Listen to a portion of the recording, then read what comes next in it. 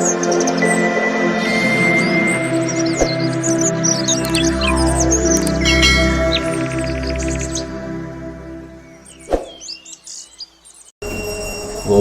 నమో భగవతే రామకృష్ణాయ. శ్రీమద్ రామాయణ సప్తాహంలో 3వ రోజు సరస్వతీ పుత్రులు అవధాన కళానిధి శతావధాని గారు శ్రీ ఆముదాల మురళి గారిని సాదరంగా ఆహ్వానిస్తున్నాము. వారిని పుష్పమాలతో సత్కరించవలసిందిగా శ్రీ గౌరవనీయులైన శ్రీ జి సుబ్రాయలు గారిని కోరుతూ ఉన్నాను.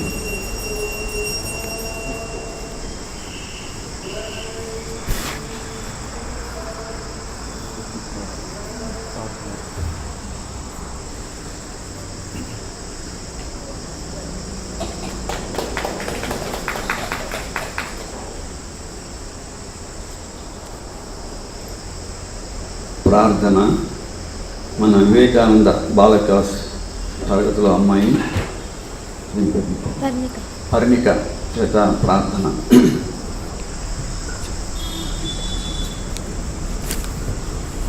ఓం స్థాపకాయ చ ధర్మస్య సర్వధర్మస్వరూపిణే అవతార వరిష్ఠాయ రామకృష్ణాయ తే నమః. ఓం జననీం శారదాదేవీం రామకృష్ణం జగద్గురుం పాదపద్మే త్రయోశ్రిత్వా ప్రణమామి ముహుర్ముహుః. ఓం నమః శ్రీ యతిరాజాయ వివేకానంద సూరయే స్వచ్చిత్సుఖ స్వరూపాయ స్వామినే తాపహారిణే. హరికి ఓం.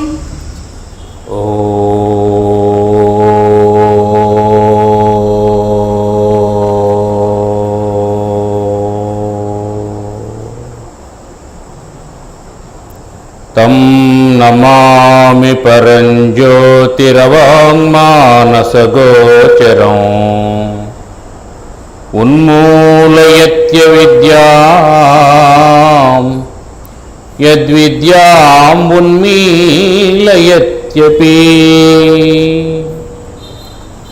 శుక్లాంబరధరం విష్ణుం శశివర్ణం చతుర్భుజం ప్రసన్నవదనం ధ్యాయేత్ సర్వవిఘ్నోపశాంతయే.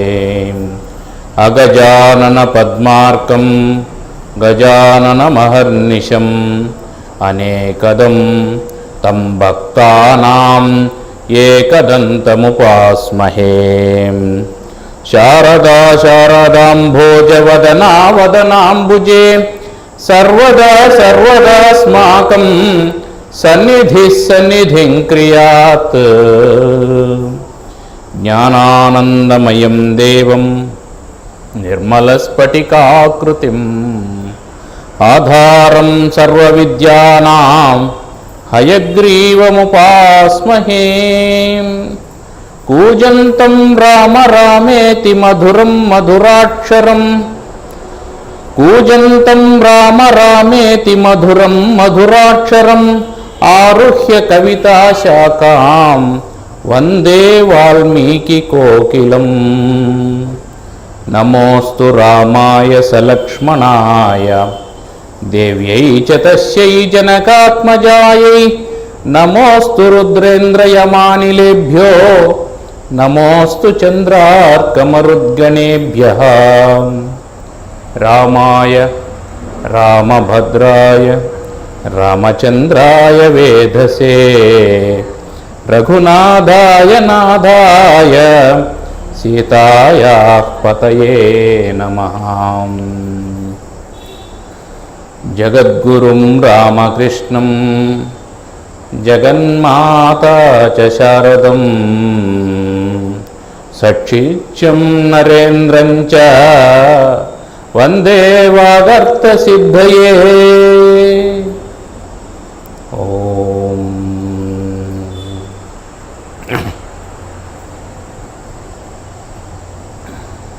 మానవుని జీవితంలో అనేకమైనటువంటి ఒడిదుడుకులు వస్తూ ఉంటాయి. ఒడిదుడుకులను ఎందుకంటూ ఉన్నామంటే మానవునికి ఇప్పుడు రెండు విషయాలు. ఒకటి, తనకు నచ్చింది జరగాలి, తను వద్దనుకున్నది పోవాలి. ఈ రెండింటి మీదనే మానవుని దృష్టి అంతా ఉంటుంది. కానీ వీటితో సంబంధం లేకుండా జీవితం అనేది ఒకటి జరుగుతూ ఉంటుంది. మనం అనుకున్నవన్నీ జరగాలని ఎక్కడా లేదు, అనుకోనంత మాత్రాన జరగకూడదనే సిద్ధాంతము లేదు. ఏది జరుగుతుందో అది భగవంతుని కృపగా భావించి, ఏది జరగాలని ఉందో అది మాత్రమే జరుగుతుందని తెలిసి దాన్ని ఆహ్వానించి అంగీకరించడమే జీవితం యొక్క పరమార్థం.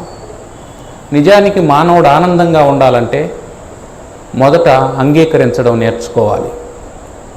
తనకు నచ్చింది రావచ్చు, అంగీకరించు. నచ్చంది కూడా రావచ్చు, అంగీకరించు. ఒక విషయం ఏమిటంటే, మనది కానిది ఎప్పుడు మన దగ్గరికి రాదు, మనదనుకున్నది ఎప్పుడు రాకుండా పోదు.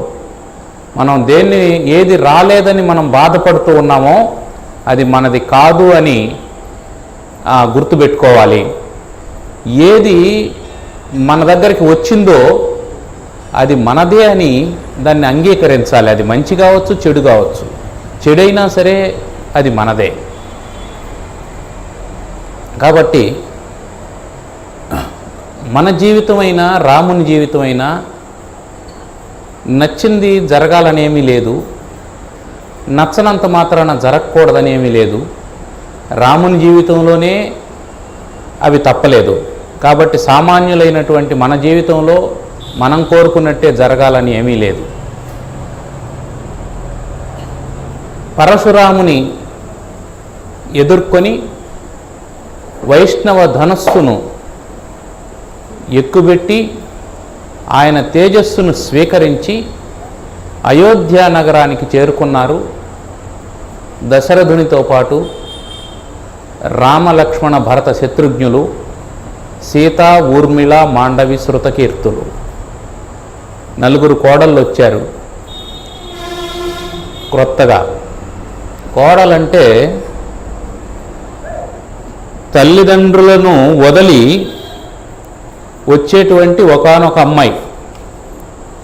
ఆ అమ్మాయి తల్లిదండ్రులను వదిలేస్తుంది, ఇంటి పేరును వదిలేస్తుంది, తను ఆడుకున్న బొమ్మలను వదులుతుంది, తన స్నేహితులను వదులుతుంది, అన్నింటినీ వదిలేసి వస్తుంది. ఎందుకు వస్తుందో తెలుసా? నాకు ఇంకొక అమ్మా నాన్న అక్కడ ఉన్నారనేసి వస్తుంది. ఆ అమ్మా నాన్నే అత్తామామ. వాళ్ళని పిలిచే పేరులో మార్పు ఉంటుంది, కానీ వాళ్ళు తల్లిదండ్రుల కంటే భిన్నమైనటువంటి వాళ్ళు కాదు. నిజానికి ఇంకా బాధ్యతగా చూసుకోవాల్సినటువంటి అవసరం ఉంటుంది. కారణం ఏమిటంటే, తల్లిదండ్రులకైతే అమ్మాయికి తెలుసు చిన్నప్పటి నుంచి ఏం చెప్పాలి, ఏం చెప్పకూడదు, నాన్నతో ఏం చెప్పచ్చు, ఏం చెప్పకూడదు, అమ్మతో ఏం చెప్పచ్చు, ఏం చెప్పకూడదు, ఏది అడగచ్చు, ఏది అడగకూడదు. ఇవంతా తల్లిదండ్రుల దగ్గర మాలిమి ఉంటుంది. అందువల్ల ధైర్యంగా ఉంటుంది. అత్తమామల దగ్గరకు వచ్చినప్పుడు ఆ ధైర్యాన్ని కూడా కోల్పోతుంది. ఆ ధైర్యాన్ని కోల్పోయినటువంటి అమ్మాయిని మరింత భయపెట్టడం ఎప్పుడూ సమంజసం కాదు. అత్త కోడళ్ళు అనుకున్నప్పుడే గొడవ వస్తుంది. వాళ్ళ అమ్మ కూతుర్లను అనుకున్నప్పుడు ఎప్పుడు రాదు. ఒక ఆవిడ, ఆమెకు ఒక కొడుకు ఒక కూతురు, ఇద్దరికి పెళ్ళయింది. వాళ్ళిద్దరూ ఇక్కడ ఉండరు, ఎక్కడో ఉంటారు. ఈమెకు పాపం భర్త చనిపోయాడు. వెళ్ళి ఒక వారం కూతురు దగ్గర, ఒక వారం కొడుకు దగ్గర ఉండేసి వస్తూ ఉంటుంది. అట్లా ఉండేసి వచ్చింది. వస్తే పక్కింటి ఆవిడ వచ్చి అడిగింది, ఏమమ్మా ఎక్కడికి పోయి వచ్చావు అని అంటే, నీకు తెలియందేముంది వదిన, కూతురింటి కాడ కొన్నాళ్ళు, కొడుకింటి కాడ కొన్నాళ్ళు ఉండేసి వస్తాను అని చెప్పి. ఎట్లుంది నీ కూతురు, పర్వాలేదా, నీ అల్లుడు బాగానే చూసుకుంటా అన్నాడా అని చెప్పంటే, చాలా మంచోడు వదిన నా అల్లుడు, నా కూతురుని కాలు కింద పెట్టనేడు, నా కూతురు 8 గంటలకు నిద్రలేస్తుంది పొద్దున్నే, నా అల్లుడే కాఫీ పెట్టిస్తాడు, అసలు టిఫిన్ కూడా నువ్వు చేయొద్దు, నేను బయట నుంచి తెప్పిస్తానని చెప్పి అంటాడు.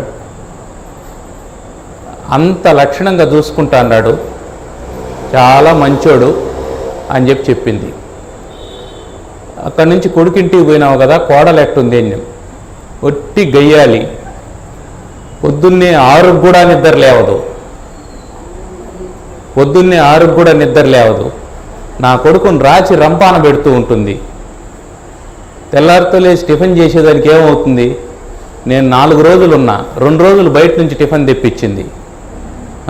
అట్లాంటి గయ్యాలి నా కోడలు అని చెప్పింది.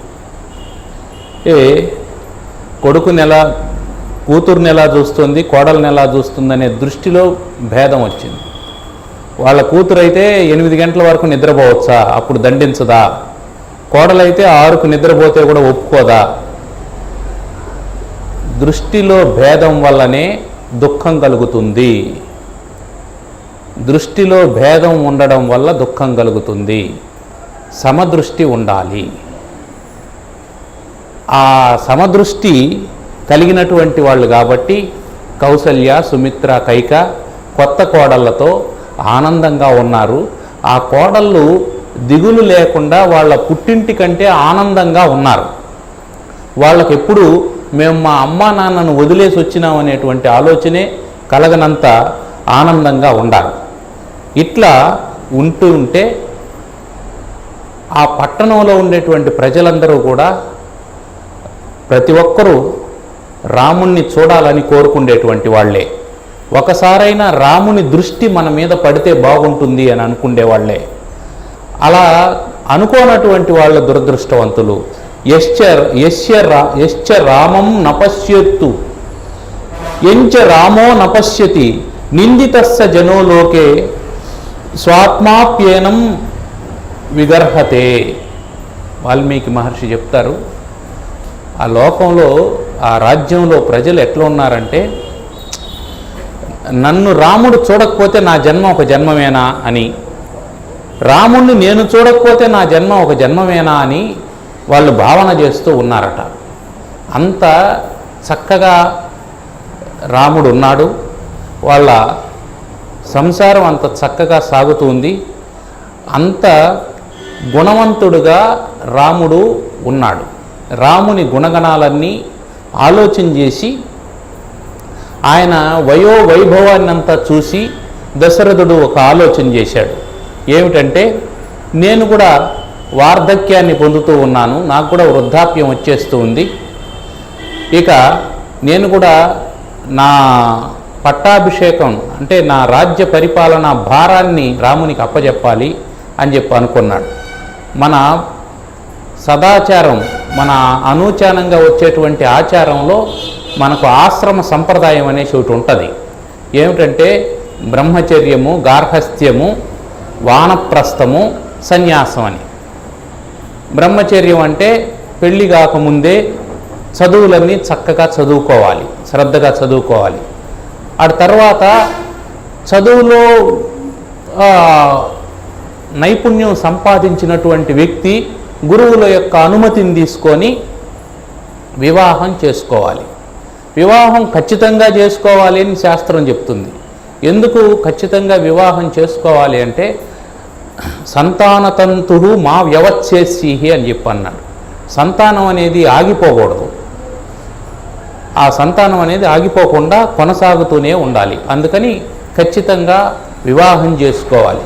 వివాహం చేసుకొని పైగా ఈ వివాహం చేసుకోవడం వల్ల గృహస్థాశ్రమం అనేది మిగిలినటువంటి వాళ్ళకందరికీ ఆధారం అవుతుంది. ఎవరు అధ్యయనం చేస్తూ ఉన్నారో వాళ్ళను పోషించాల్సింది గృహస్థుడే.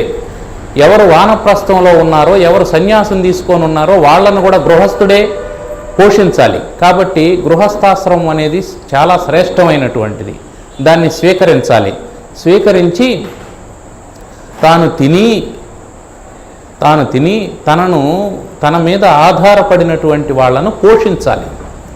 అలా కాకుండా నా చిన్ని బొజ్జకు శ్రీరామరక్ష అని తాను మాత్రమే తింటూ ఉంటే అది పాపం చేసినట్లు అని చెప్తాడు. పైగా భగవంతుడిచ్చినటువంటిది ఇదంతా కూడా, ఈ వైభవం అంతా.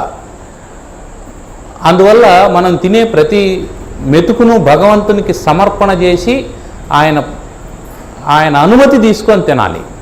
ఇది నువ్వు ఇచ్చినటువంటిది, నీ ప్రసాదంగా నేను తీసుకుంటున్నాను అనే ఆయన అనుమతి తీసుకొని తినాలి. పైగా మనం తినేటువంటి ప్రతి పర్యాయం ఏం చేయాలంటే ఎవరికో ఒకరికి పెట్టి మళ్ళీ తినాలి. ఇది నియమంగా పెట్టుకోవాలి అని చెప్తారు గృహస్థులైనటువంటి వాళ్లకు. ఈ గృహస్థుడు అయిన తర్వాత సంతానాన్ని పొందుతారు. సంతానాన్ని చక్కగా పెంచి పోషించాలి, వాళ్ళకు విద్యాబుద్ధులు నేర్పించాలి, వాళ్ళకు కూడా పెళ్లి చేయాలి. పెళ్లి చేసి మనవాళ్ళు పుట్టగానే అంటే వాళ్ళ ముఖం చూడగానే, మనవని ముఖం చూడగానే ఏం చేయాలా అంటే తాళాలు గుత్తి కోడలకు ఇచ్చేయాలి. ఆ తర్వాత ఇంకా మళ్ళీ పెత్తనం మనది ఉండకూడదు. కోడలకు పిల్లలయ్యేంత వరకే మన పెత్తనం. ఎందుకంటే కొత్తగా వచ్చింది తెలియదు కాబట్టి. పిల్లలైన తర్వాత వాళ్ళ బాధలు వాళ్ళు పడాలి. వాళ్ళ లేదండి పాడు చేసేస్తారండి, చేస్తే నీదేం పోయింది, నీకెందుకు? పాడు చేస్తే బాధలు వాళ్ళు పడతారు, సంపాదించుకుంటే సుఖం వాళ్ళు అనుభవిస్తారు. నీకెందుకు మోకాళ్ళంగో కూర్చోలేవు, లేయలేవు, నీకెందుకు రామకృష్ణ అనుకోక ఆశ్రమంలోకి వచ్చి కూర్చొని ఇవన్నీ ఎందుకు? మళ్ళీ వాళ్లకు ఏమీ తెలియదని నువ్వు సేవలు చేయడం, వాళ్ళ పిల్లల్ని కూడా నువ్వే పెంచడం, వాళ్ళకు కూడా నువ్వే పాలు పట్టించడం, వాళ్ళకు కూడా నువ్వే మందు పోయడం, ఇవన్నీ ఎందుకు? వాళ్ళు ఎప్పుడు నేర్చుకుంటారు? అందువల్ల శాస్త్రం ఏం చెప్తుందంటే పౌత్ర ముఖం దృష్ట్వా గృహం త్యజేత్ అని చెప్తుంది. మనవని ముఖం చూడగానే తాళాలు గుర్తి ఇచ్చేయాలి. పూర్వపు రోజుల్లో ఏం చేసేవాళ్ళంటే వానప్రస్థం, అడవుల్లోకి వెళ్ళిపోయి మునులకు ఋషులకు వాళ్ళకు సేవలు చేసుకుంటా వాళ్ళు చెప్పినటువంటి మంత్రోపదేశం తీసుకొని తాను బాల్యంలో నేర్చుకున్నటువంటి విద్యలన్నింటినీ గుర్తు తెచ్చుకుంటూ అలా ఉండేవాళ్ళు. అందువల్ల వృద్ధాప్యం వస్తూ ఉంది అనేది అందరికీ తెలిసినటువంటిదే.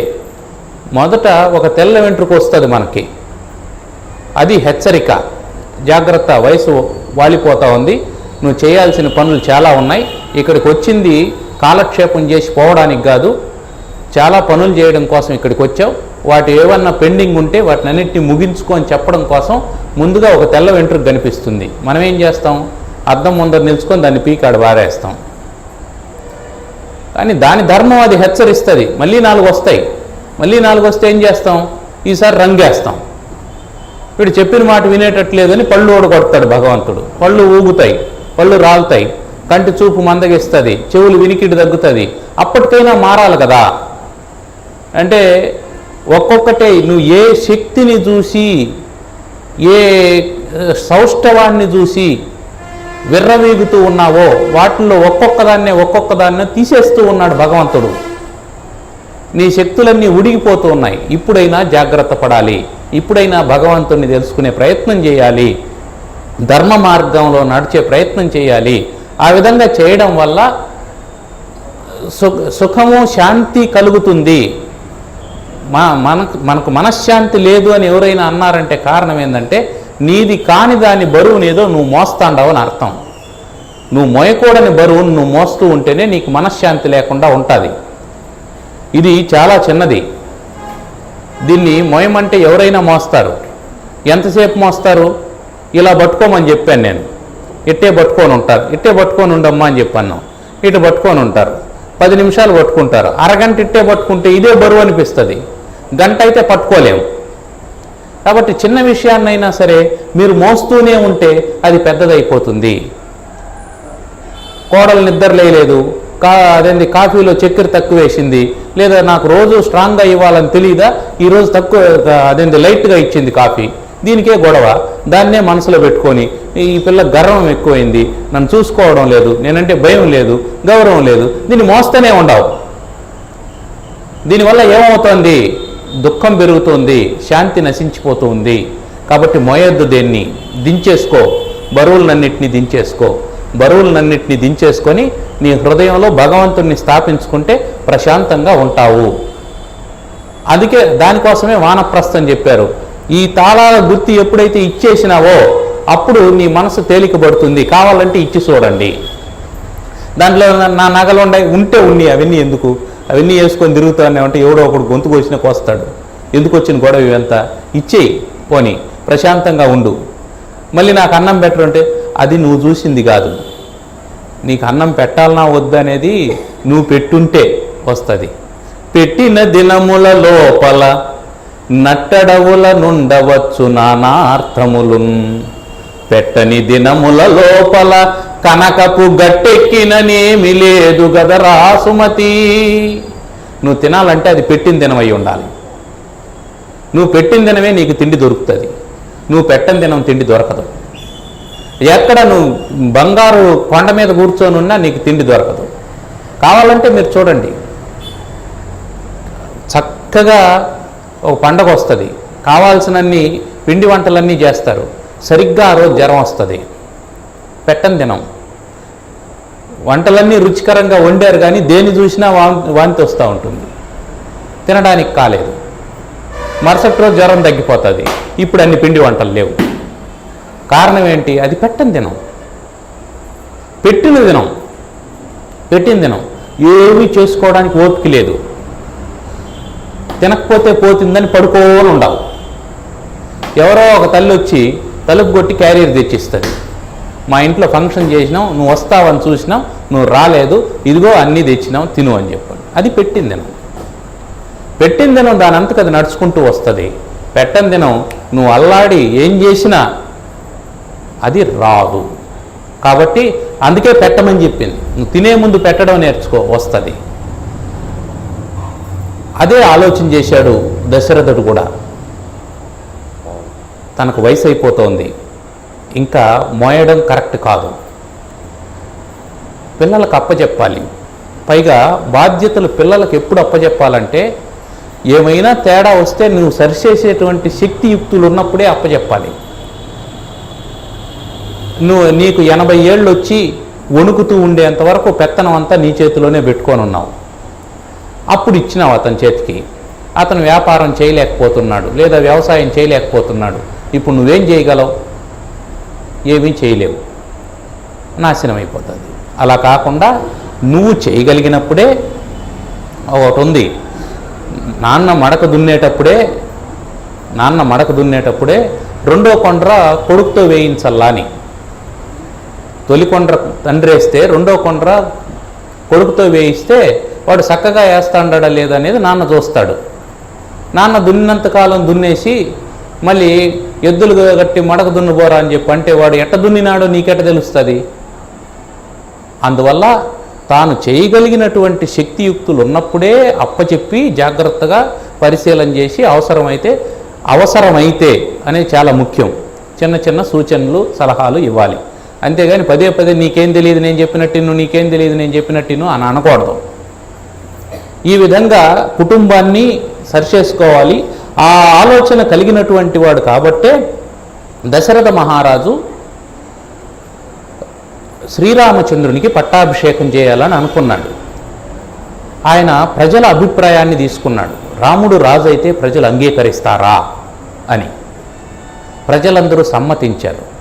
వశిష్ఠునితో సుమంత్రునితో మంతనాలు చేశాడు. వాళ్ళు కూడా అంగీకరించారు. వాళ్ళందరూ అంగీకరించిన తర్వాత ఇక ఈ చక్రవర్తి కింద పరిపాలన కింద ఉండేటువంటి సామంతరాజులు ఉండాలి, వాళ్ళ అభిప్రాయాలను కూడా సేకరించాడు. ఇందరు అభిప్రాయాలు స్వీకరించాడు. ఈయన నేను మహారాజును, నేను చక్రవర్తిని, నేను ఏ నిర్ణయం తీసుకుంటే దానికి అందరూ కట్టుబడి ఉండాలి అని అహంకారంతో తీసుకున్న నిర్ణయం కాదు. అందరినీ అడిగి నిర్ణయం తీసుకొని యువరాజ్య పట్టాభిషేకం చేయాలని అనుకున్నాడు. అయితే వశిష్ఠుల వారిని సంప్రదిస్తే మరుసటి రోజే పుష్యమి నక్షత్రం ఉంది, మరుసటి రోజే కనుక చేస్తే బాగుంటుంది అని వశిష్ఠుల వారు చెప్పారు. వెంటనే రాముణ్ణి పిలిపించారు. నాయన, రేపే నీకు యువరాజ్య పట్టాభిషేకం జరగబోతుంది. నువ్వు ఇప్పటి నుంచి నువ్వు సీత ఇద్దరు దీక్ష వహించి భగవన్నామ స్మరణ చేస్తూ ఉండండి అని చెప్పారు. సరే, ఆ వార్తను తెలియజేయడానికి కౌసల్య మందిరానికి వెళ్ళాడు రాముడు. కౌసల్యకు తెలియజేశాడు. ఎప్పుడైతే వశిష్ఠుని అనుమతి లభించిందో వెంటనే దశరథుడు మిగతా వాళ్ళనందరినీ పిలిచి రేపు ఉదయం జరగాల్సినటువంటి పట్టాభిషేకానికి కావలసిన ఏర్పాట్లు చేయమని చెప్పారు. నగరం అంతా అలంకరణ ప్రారంభమైంది. ఎక్కడ చూసినా కోలాహలం, ఎవ్వడూ నిద్రపోవడం లేదు. నా రాముడు రాజు కాబోతున్నాడు అనేది ప్రతి ఒక్కరి అంతరంగంలో ఉన్నది. రామునికి పట్టాభిషేకం జరిగినప్పుడు రాముని నెత్తిన కిరీటం పెడితే ఆ అయోధ్య నగరంలో ఉండే ప్రజలంతా తల మీద చేయిబెట్టి చూసుకున్నారంట. అంటే కిరీటం మన్నెత్తిన పెట్టారేమో అని. అంత రాముడు వాళ్ళలో ఉన్నాడు. వాళ్ళంటే రామునికి అంత ప్రేమ, రాముడంటే వాళ్ళకంత ప్రేమ. అందువల్ల రామునికి పట్టాభిషేకం చేస్తే మనకు ప్రజాస్వామ్యం వచ్చినట్టు అని వాళ్ళందరూ భావించారు. భావించి ఆయన్ని పిలిచి, రామచంద్రుణ్ణి పిలిచి, నాయనా నాకు దుస్వప్నాలు కనిపిస్తూ ఉన్నాయి, ఈ స్వప్నాల ఫలితాన్ని అంగీకరిస్తే ఏదో ప్రమాదం జరగబోతుంది, మరణం కూడా సంభవించవచ్చని పెద్దలు చెబుతూ ఉన్నారు. అట్లాంటివేమీ జరగక ముందే నీకు యువరాజ్య పట్టాభిషేకం చేయాలని చెబితే ఆ వార్తను తీసుకెళ్ళి కౌసల్యకు చెప్పాడు. కౌసల్య చాలా ఆనందించింది. నగరం అంతా ఆనందంగా ఉంది, శోభాయమానంగా ఉంది. ఒక్కసారిగా అందరి హృదయాలు ఆనంద తుందిలమైపోయినాయి. ఆ విషయం మందరకు తెలిసింది. మందర కైకకు అరణంగా వచ్చినటువంటి దాసి.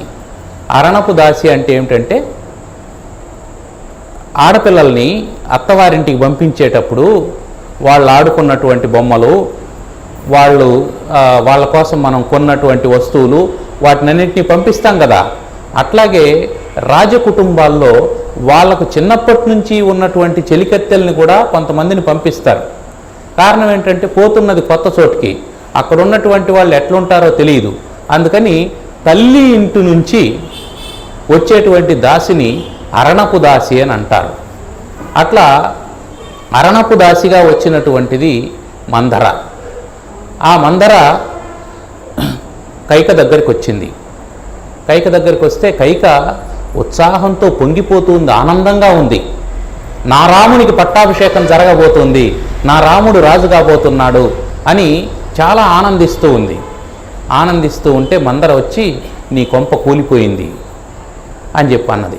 ఏమైంది అట్టనంటే, రామునికి పట్టాభిషేకం జరగబోతుంది అని నీ నోటితో ఆ మాట చెప్పినందుకు ఇదిగో ఈ బహుమానం తీసుకో అని ఆమెకు బహుమానం ఇచ్చింది. అవును, ఎందుకు నా కొంప కూలిపోతుందని చెప్పి అన్నావంటే, నీ ఆనందం అమాయకత్వం నాకు అర్థం కావడం లేదు, ఇది మూర్ఖత్వం అంటారు దీన్ని. రామునికి పట్టాభిషేకం జరిగితే రాముడు రాజు అవుతాడు, కౌసల్య రాజమాత అవుతుంది, నీ కొడుకు భరతుడు రామునికి దాసుడవుతాడు, నువ్వు దాసికి తల్లి అవుతావు, దాసునికి తల్లి అవుతావు, కాబట్టి నీ బ్రతుకు నాశనం అయిపోతుంది అని చెప్పంటే, ఊరుకో చాలు, ఇట్లాంటి మాటలన్నీ మాట్లాడుకో, ఎక్కడెక్కడి మాటలో ఏమేమో మాట్లాడుకోవడానికి మాటలన్నీ మాట్లాడతావు అని చెప్పి. సాధారణంగా ఏమిటంటే, ఎప్పుడు మనం అవతల వాళ్ళ మాటలు వినేటప్పుడు చాలా జాగ్రత్తగా వినాలి, వాళ్ళు ఏం చెప్పినా వినాలి, కానీ దాని గురించి ఆలోచన చేయకుండా ఏ నిర్ణయము తీసుకోకూడదు. ఒక ఆయన రాత్రి 1 గంట అప్పుడు వచ్చినాడట. 1 గంట అప్పుడు వచ్చి ఒక సంచి తెచ్చినాడు. ఆ సంచికి రక్తపు మరకలు అయి ఉన్నాయి. భార్య ఏమిటది అని చెప్పన్నది. ఏమిటది అంటే, నేను ఒక మనిషిని నరికేశాను, ఆ తలను తీసుకొని వచ్చినాను, దాన్ని మన దొంతి కొండలో దాచిపెట్టేద్దాం, నువ్వు ఎవరికి చెప్పొద్దు అని చెప్పి అన్నాడట. సరే ఏం చెప్పింది ఆవిడ. సరిగ్గా మరుసటి రోజు సరే పడుకున్నారు, అయిపోయింది, నిద్రపోయినారు, లేచారు. మరుసటి రోజు 10 గంటలకంతా పోలీసు వాళ్ళు వచ్చారు వాళ్ళ ఇంటికి, ఈయన్ని అరెస్ట్ చేయడానికి. ఆయన అడిగాడు, ఎందుకు నన్ను అరెస్ట్ చేస్తాడారు, నువ్వెవరినో చంపి తల తీసుకొని వచ్చి దొంతిలో పెట్టావంట కదా అని చెప్పన్నా. మీకెవరు చెప్పారు అట్టన్నా. మాకెవరో చెప్పినారులే అని చెప్పన్నా. నాకు నా భార్యకు తప్ప ఈ విషయం ఎవరికి తెలియదు కదా, మరి ఈ విషయం పోలీసు వాళ్ళ దాకా ఎట్లా వెళ్ళిపోయింది, పైగా ఇప్పుడే నిద్ర లేస్తాను, 9 గంటలైంది, అప్పుడే ఎట్ట తెలిసింది అని చెప్పి అనుకున్నాడు ఆయన. అనుకుంటే విషయం ఎట్ట తెలిసింది అంటే, మేము పొద్దున్నే చేతబావు దగ్గరికి నీళ్ళకి వెళ్ళింది. చేతబావులు తెలుసు కదా మీకు, చేతబావు దగ్గరికి నీళ్ళకి వెళ్ళింది. చేదుకుంటూ ఉంటే ఇంకొక ఆమె వచ్చింది చేదుకోవడానికి. నువ్వు ఒక నువ్వు ఒక కొండకు చేదుకున్న తర్వాత నేను ఒక కొండకు చేదుకుంటానంటే అట్ట కుదరదు, నా 2 కొండలు చేదుకున్న తర్వాతనే నువ్వు చేదుకోవాలి అని చెప్పానది. వెంటనే ఈవిడేమన్నది, ఇదిగో నాకు అడ్డం చెప్పద్దు, మా ఆయన గురించి నీకు తెలియదు, రాత్రే ఒకరిని చంపి తల తీసుకొని వచ్చి దొంతులో పెట్టుండాడు, నీకు కూడా అదే పని జరుగుతుంది, జాగ్రత్తగా ఉండు నాతో అని చెప్పన్నది. ఇది చాలు కదా. అట్లా పోలీసు వాళ్ళు వచ్చినారు. అది ఆమె ఆ పక్కింటి వదిన, ఆయన ఎవరినో చంపినాడంట వదిన, ఇదిగో వదిన నువ్వు ఎవరికి చెప్పొద్దు, మనకెందుకు వచ్చింది గొడవ చెప్పండి. వదిన నీకు తెలియదా, నేను ఎవరికన్నా చెప్తానా, నువ్వు ఎన్నాళ్ళుగా నేను చూస్తాండవు, నేను ఎవరికన్నా చెప్తానా వదిన, నేను ఎవరికి చెప్పను అని చెప్పి అన్నది ఈవిడ. ఆవిడ అటు పోయింది. ఈవిడ మళ్ళీ ఆ పక్క గోడ కాడికి పోయింది.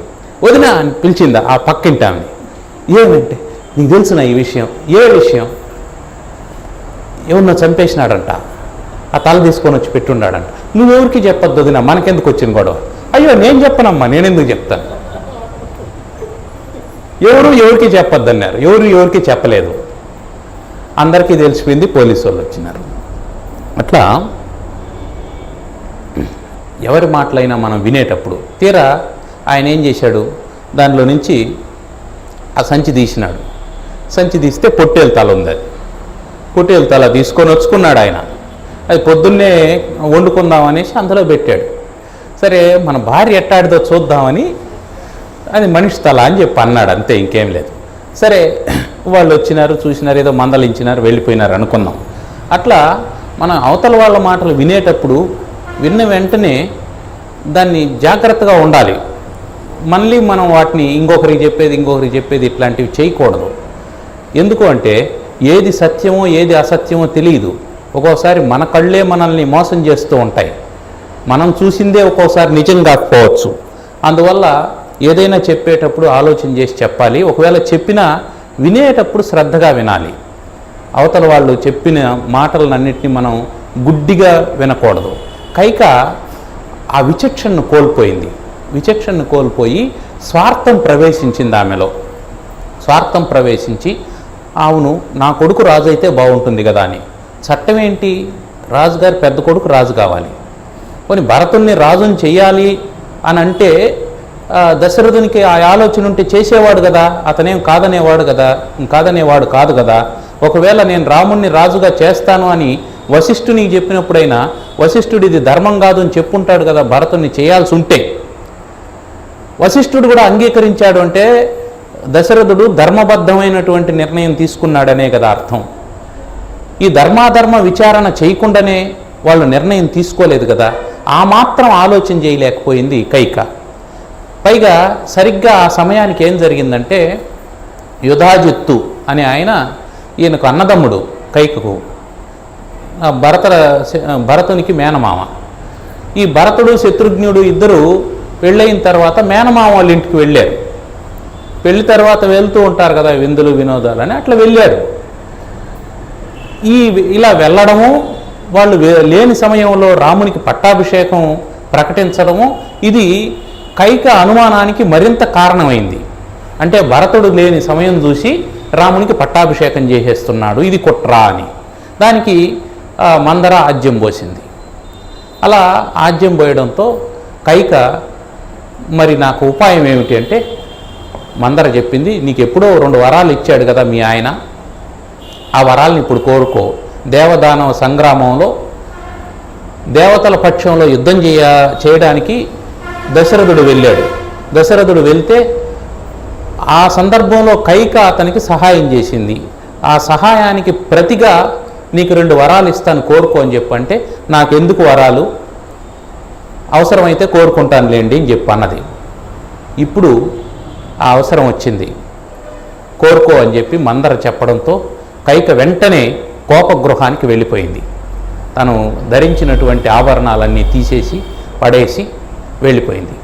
దశరథుడు ఆనందంగా ఉన్నాడు, చాలా ఆనందంగా ఉన్నాడు.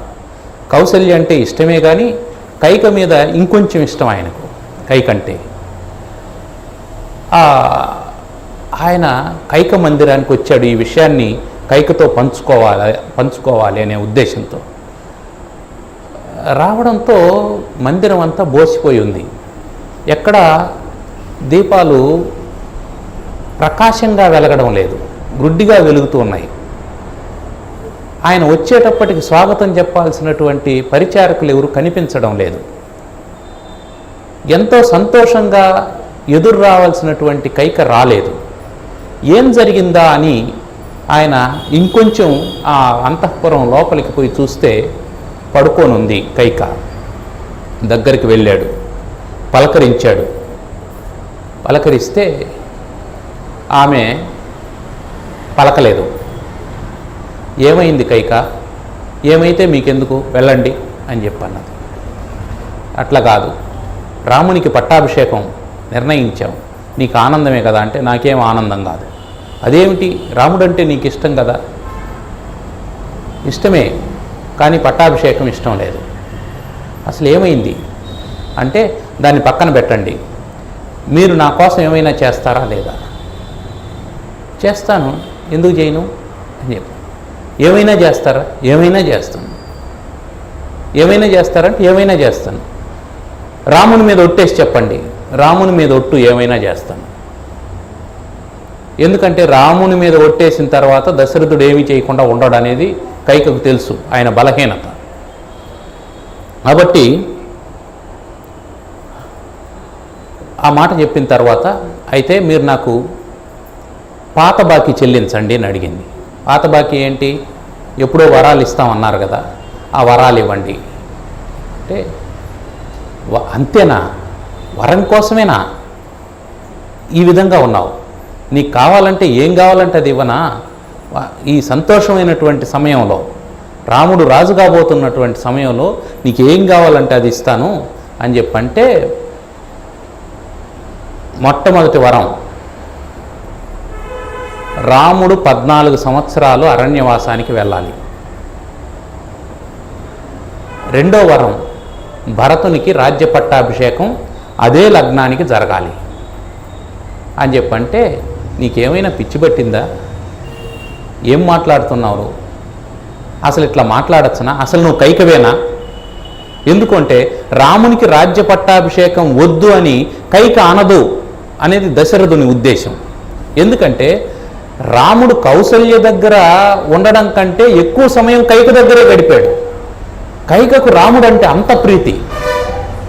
అట్లాంటిది పట్టాభిషేకం వద్దని ఎందుకు చెప్తుంది అని చెప్పాను అని అనుకొని, వద్దు, ఆ మాట నువ్వు పరిహాసానికి అన్నావు కదా అని అంటే, పరిహాసం కాదు, నేను ఖచ్చితంగా కోరుకుంటున్నానని చెప్పంటే, వద్దు, అలా అడగద్దు అని చెప్పి అన్నాడు.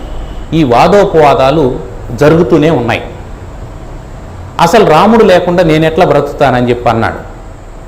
దాంతో నాకు సంబంధం లేదని అంటే, భార్యాభర్తల అనుబంధం ఎంత ఖచ్చితంగా ఉండాలనో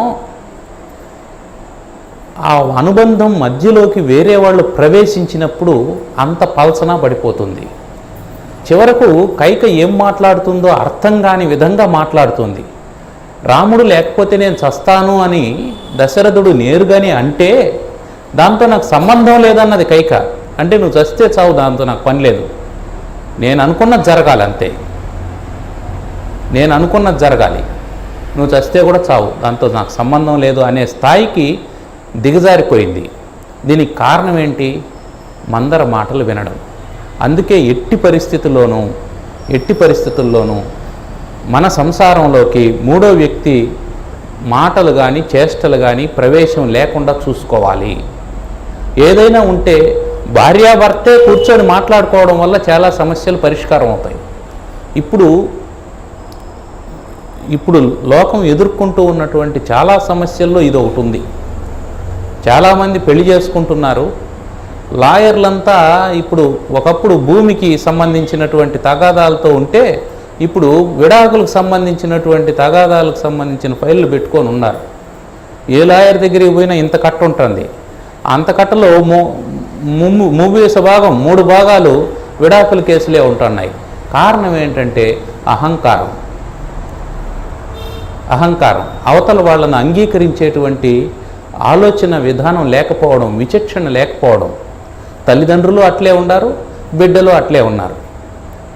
నేను ఇందాకే చెప్పా, వాళ్ళ సంసారంలో మూడో వ్యక్తి పోకూడదని. ఆ మూడో వ్యక్తి జనరల్గా ఎవరు అయి ఉంటారంటే అమ్మాయి తల్లో అబ్బాయి తల్లో అయి ఉంటారు. తల్లులు మన్నింతురుగాక.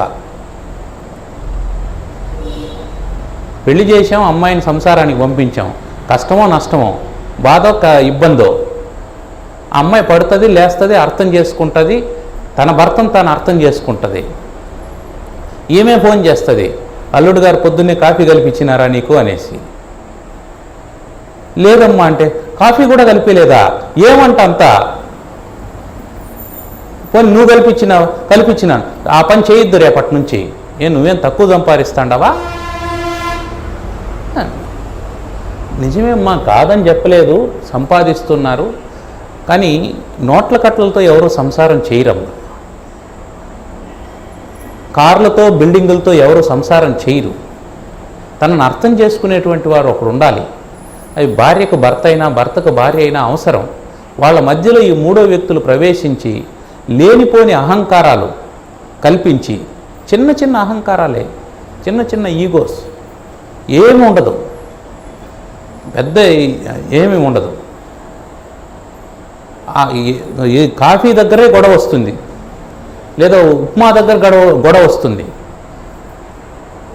ఉప్మా చేసి పెట్టుంటుంది ఆ అమ్మాయి, ఇందులో జీడిపప్పు వేయలేదేమి అని అడుగుతాడు. జీడిపప్పు వేయలేదంటే అయిపోయిందని చెప్పాలి, లేదంటే మర్చిపోయినానని చెప్పాలి, లేదంటే ఫ్యాట్ అండి, కొలెస్ట్రాల్ అండి అని చెప్పచ్చు, ఇంకా బాగుంటుంది. మర్చిపోయినానని చెప్పడం కంటే కూడా ఎక్కువ కొలెస్ట్రాల్ అండి, ఫ్యాట్ అండి, ఆరోగ్యం కోసం వేయలేదని చెప్పంటే ఇంకా మంచిగా ఉంటుంది. చేసిన తినాలి కానీ చేసిన దానికంతా వంకలు చెప్పకూడదని అంటదాన్ని. ఇక్కడి నుంచి మొదలవుతుంది. చిన్న ఉప్మా కోసమే అంటే నువ్వు ఏం చేసి పెడతావెంత నేను తినాలనా? అయితే నువ్వు చేసి పెట్టు. అంటే నేను చేసి పెడితే నువ్వు తింటావా? నేను చేసి పెడితే నువ్వు తింటాలే, నువ్వు చేసి పెడితే నేను తిన్నా, మొదలైంది. అంతే, చాలు. అరగంట తర్వాత ఈ అమ్మాయి ఏడుస్తూ ఉంటుంది. ఏడుస్తూ వాళ్ళ అమ్మకు ఫోన్ చేస్తుంది. వాళ్ళమ్మ, చిచ్చి ఇంత బతికి నువ్వే లేక బతుకుతాండవా? నీకు అమ్మగారింటి దగ్గర ఏం తక్కువ? నీకు మాత్రం ఉద్యోగం లేదా? నువ్వు సంపాదించడం లేదా? తట్టబుట్ట సర్దుకొని వచ్చే మళ్ళీ మాట్లాడుకుందాం, ఏమన్నా ఉంటే లాయర్ నోటీస్ పంపిద్దామని అంటుంది. అయిపోయింది. సగం విడాకులకు తల్లులే బాధ్యులు. ఏమనుకోవద్దండి ఈ మాట అన్నందుకు. అవే జరుగుతుంది వాళ్ళ కుటుంబాల్లో, వాళ్ళ సంసారాల్లో. మీరు ప్రవేశించకండి. కూతురు వచ్చింది ఇంటికి అంటే అల్లుడు రాలేదమ్మా అని అడగాలి మొదట. మళ్ళీ నువ్వు బాగుండావా అని అడగాలి. కూతురు అల్లుడు ఇద్దరు రావాలి. కూతురు ఒకటే వచ్చిందంటే వచ్చేసావా, సంతోషం, ఇంకా బాగుండలే మళ్ళీ చూసుకుందామని అనకూడదు. అల్లుడు ఎందుకు రాలేదని అడగాలి. ఒకవేళ ఏదో పనుంది తర్వాత వస్తాడు అని అంటే నువ్వే ఫోన్ చేసి, నాయనా అమ్మాయి క్షేమంగా చేరుకున్నది, నువ్వు ఎప్పుడు బయలుదేరుతున్నావు, ఎప్పుడు వస్తావు అని మాట్లాడు. ఇంటల్లుడు పెద్ద కొడుకుతో సమానం అని మనకి శాస్త్రం చెప్తుంది. ఆ పెద్ద కొడుకులాగా ఇంటల్లుడిని చూసుకుంటేనే కూతురు కాపురం చక్కగా ఉంటుంది. కాబట్టి ఈ కాపురాలు కూలకుండా ఉండాలి. అందుకని మూడో వ్యక్తి ప్రవేశించకూడదు. ఆ మూడో వ్యక్తి తల్లి అయినా ప్రవేశించకూడదు, మూడో వ్యక్తి తండ్రి అయినా ప్రవేశించకూడదు. నీకు ఆస్తులు ఉండొచ్చు, అంతస్తులు ఉండొచ్చు, అవేవి సుఖాన్ని ఇవ్వవు. ఏదో ఒక రోజున ఒంటరి వాళ్ళు అయిపోతాం. చివరికి ఒక తోడుంటే బాగుండని అనిపిస్తుంది. దూరంగా అయినా సరే, అమెరికాలో అయినా సరే, నాకు ఒక కొడుకుండాడని చెప్పుకుంటే బాగుండని అనిపిస్తుంది. అవేవి, ఆ సుఖాలేవి లేకుండా చేయొద్దండి బిడ్డలకు. సరే, మందర కారణం చేత ఉదయం వరకు వాళ్ళు వాదోపవాదాలు చేసుకుంటూ ఉన్నారు, నిద్రపోలేదు, ఏడుస్తూ ఉన్నాడు, మూర్ఛపోతూ ఉన్నాడు దశరథుడు. కానీ కైక కరగడం లేదు. పొద్దున్నే అయిపోయింది. వశిష్ఠుడు సుమంత్రుడు ఇద్దరు బయలుదేరి వచ్చారు. ఏంటి ఇంకా రాలేదు? కైక మందిరంలో ఉండాడని తెలిసింది. అక్కడికి వచ్చారు. వచ్చి చూస్తే ఆయన నిశ్చేష్టుడై పడి ఉన్నాడు. కైక వెంటనే సుమంత్రుని చూసి, మీరు రాముణ్ణి పిలిపించండి ఎట్టని చెప్పానది. కైక చెప్పింది అంటే దశరథుడు చెప్పినట్టే లెక్క. అందుకని సుమంత్రుడు రాముణ్ణి పిలిపించాడు. రాముడు తల్లి పిలిచినా ఒకటే, తండ్రి పిలిచినా ఒకటే. వినయవంతుడు, గుణవంతుడు, శీలవంతుడు వచ్చాడు. వచ్చి నమస్కారం చేశాడు తల్లికి. నమస్కారం చేసి, ఎందుకమ్మా నాన్న అట్టుండారు అని నాన్నను పలకరించబోతే, నాయన మీ నాన్న అలసిపోయి ఉన్నాడు, ఆయన నీకేదో చెప్పాలనుకుంటున్నాడు అని చెప్పి అనగానే రాముడు వచ్చాడా అని దశరథుడు అలా చూసి రామా అన్నాడు. రామా అని అట్లే మూర్చిపోయాడు. అమ్మా నాన్నగారు ఏం చెప్పాలనుకున్నారో మీరు చెప్పండి. రామా, ఇది తండ్రి ఆజ్ఞ, నువ్వు జవదాటకూడదు అని చెప్పి అన్నది. జవదాటం తల్లి అని చెప్పాను. మీ నాన్న నీకు చెప్పడానికి ఇబ్బంది పడుతూ ఉన్నాడు. నీ బదులు భరతునికి రాజ్య పట్టాభిషేకం జరగబోతుంది, నువ్వు 14 సంవత్సరాలు అడవులకు వెళ్ళాలి, ఇది తండ్రి ఆజ్ఞ అని చెప్పంటే, సంతోషం అమ్మ దానికే ఉంది అని చెప్పాను. ఒక్క క్షణం మొత్తం వ్యవస్థ అంతా కూలిపోయింది. తాను చక్రవర్తి కాబోతున్నాడు. ఇంకాసేపట్లోనే ముహూర్తం, పుష్యమి నక్షత్రం ప్రవేశించబోతుంది, సింహాసనం మీద కూర్చోబెట్టబోతున్నారు, యువరాజ్య పట్టాభిషేకం జరగబోతోంది అని అనుకుంటూ ఉండగానే కైక పిలిచి నువ్వు అడవులకు వెళ్ళాలి అని చెప్పన్నది. అలాగే అమ్మ వెళ్తాను అని చెప్పని అక్కడి నుంచి నేరుగా కౌసల్య మందిరానికి వచ్చాడు. కౌసల్య మందిరానికి వస్తే కౌసల్య రాముణ్ణి చూసేటప్పటికి పొంగిపోయింది, నా కొడుకు రాజవుతున్నాడని. ఈ విషయాలు ఏవి వాళ్ళకి తెలియదు. పొంగిపోయి, నాయనా సంతోషం, చాలా ఆనందంగా ఉంది, కూర్చోరా, ఈ పరుపుల మీద కూర్చో అని చెప్పంటే ఆయన మనసులో అనుకుంటాడు, ఇక మీదట నేను దర్భసాపల మీద కూర్చోబోతున్నాను, నాకెందుకు ఇవన్నీ అని మనసులో అనుకున్నాడు. నాయన భోంచేయి అని చెప్పి భోజనం సిద్ధం చేసింది. భోజనానికి సిద్ధం చేయబోతే వద్దమ్మా అని చెప్పి అన్నాడు. రాముడు అనుకుంటాడు, ఇక మీదట నేను కందమూలాలు తినబోతున్నాను, నాకెందుకు ఈ పంచభక్ష్యాలు అని తాను ఇక ముందు చేయబోయేటువంటి పనికి కావలసినటువంటి మానసిక సన్నద్ధతను తయారు చేసుకుంటున్నాడు. అది ఎవరైనా జీవితంలో చేసుకోవాల్సినటువంటి సన్నద్ధత. ఖచ్చితంగా ముసలితనం వస్తుంది, ఖచ్చితంగా శరీరంలో పటుత్వం తగ్గిపోతుంది. అప్పుడు ఎలా ఉండాలి అనే దానికి మానసికంగా సంసిద్ధులు కావాలి. ఇప్పుడు నేను కానీ లేస్తేనా అని అంటూ ఉంటాడు. లేస్తే ఏం చేస్తావు? లేస్తే కదా, నేను లేస్తేనా అంటాడు. నువ్వు లేలేవనే దానికి మానసికంగా సంసిద్ధుడు అయినావంటే పడుకున్నప్పుడు ఏం చేయాలనో అవి చేస్తావు. అప్పుడు రామకృష్ణ అనుకుంటావు. ఇంకా లేస్తే ఏమో చేద్దామని అనుకుంటున్నావు అంటే నువ్వు ఇంకా భ్రమల్లో నుంచి బయట రాలేదని అర్థం, నువ్వు అంగీకరించడం లేదు అని అర్థం. దాన్ని అంగీకరించాలి. రాముడు మానసికంగా సంసిద్ధుడవుతూ ఉన్నాడు. ఈ వైభవాలన్నింటినీ మానసికంగా వదిలేస్తూ ఉన్నాడు. ఇక కాసేపట్లో పూర్తిగా భౌతికంగా కూడా వదిలేబోతున్నాడు. అందుకని ముందే మానసికంగా వదిలేస్తూ ఉన్నాడు. ఎందుకు? ఈ అటాచ్మెంట్ అనేది, బంధం అనేది దుఃఖానికి కారణమవుతుంది. అందువల్ల నాకు లేదు అనేటువంటి భావన వచ్చిందంటే దుఃఖం ఉంటుంది. నాకు వద్దు అనుకున్నాడంటే దుఃఖం ఉండదు. ఇవంతా నాకు వద్దు అని అనుకున్నాడంటే దుఃఖం ఉండదు. నాకు కావాలి కానీ లేదు అనుకున్నప్పుడు దుఃఖం ఉంటుంది. అందుకని మానసికంగా రాముడు వీటినన్నిటినీ వదిలేస్తూ ఉంటే ఎందుకు ఇట్లా ప్రవర్తిస్తున్నాడో కౌసల్యకి అర్థం కాలేదు. నాయన ఏమైంది అని అంటే అప్పుడు చెప్పాడు, అమ్మ నేను అరణ్యానికి బయలుదేరుతున్నాను. అరణ్యానికా? ఎందుకు?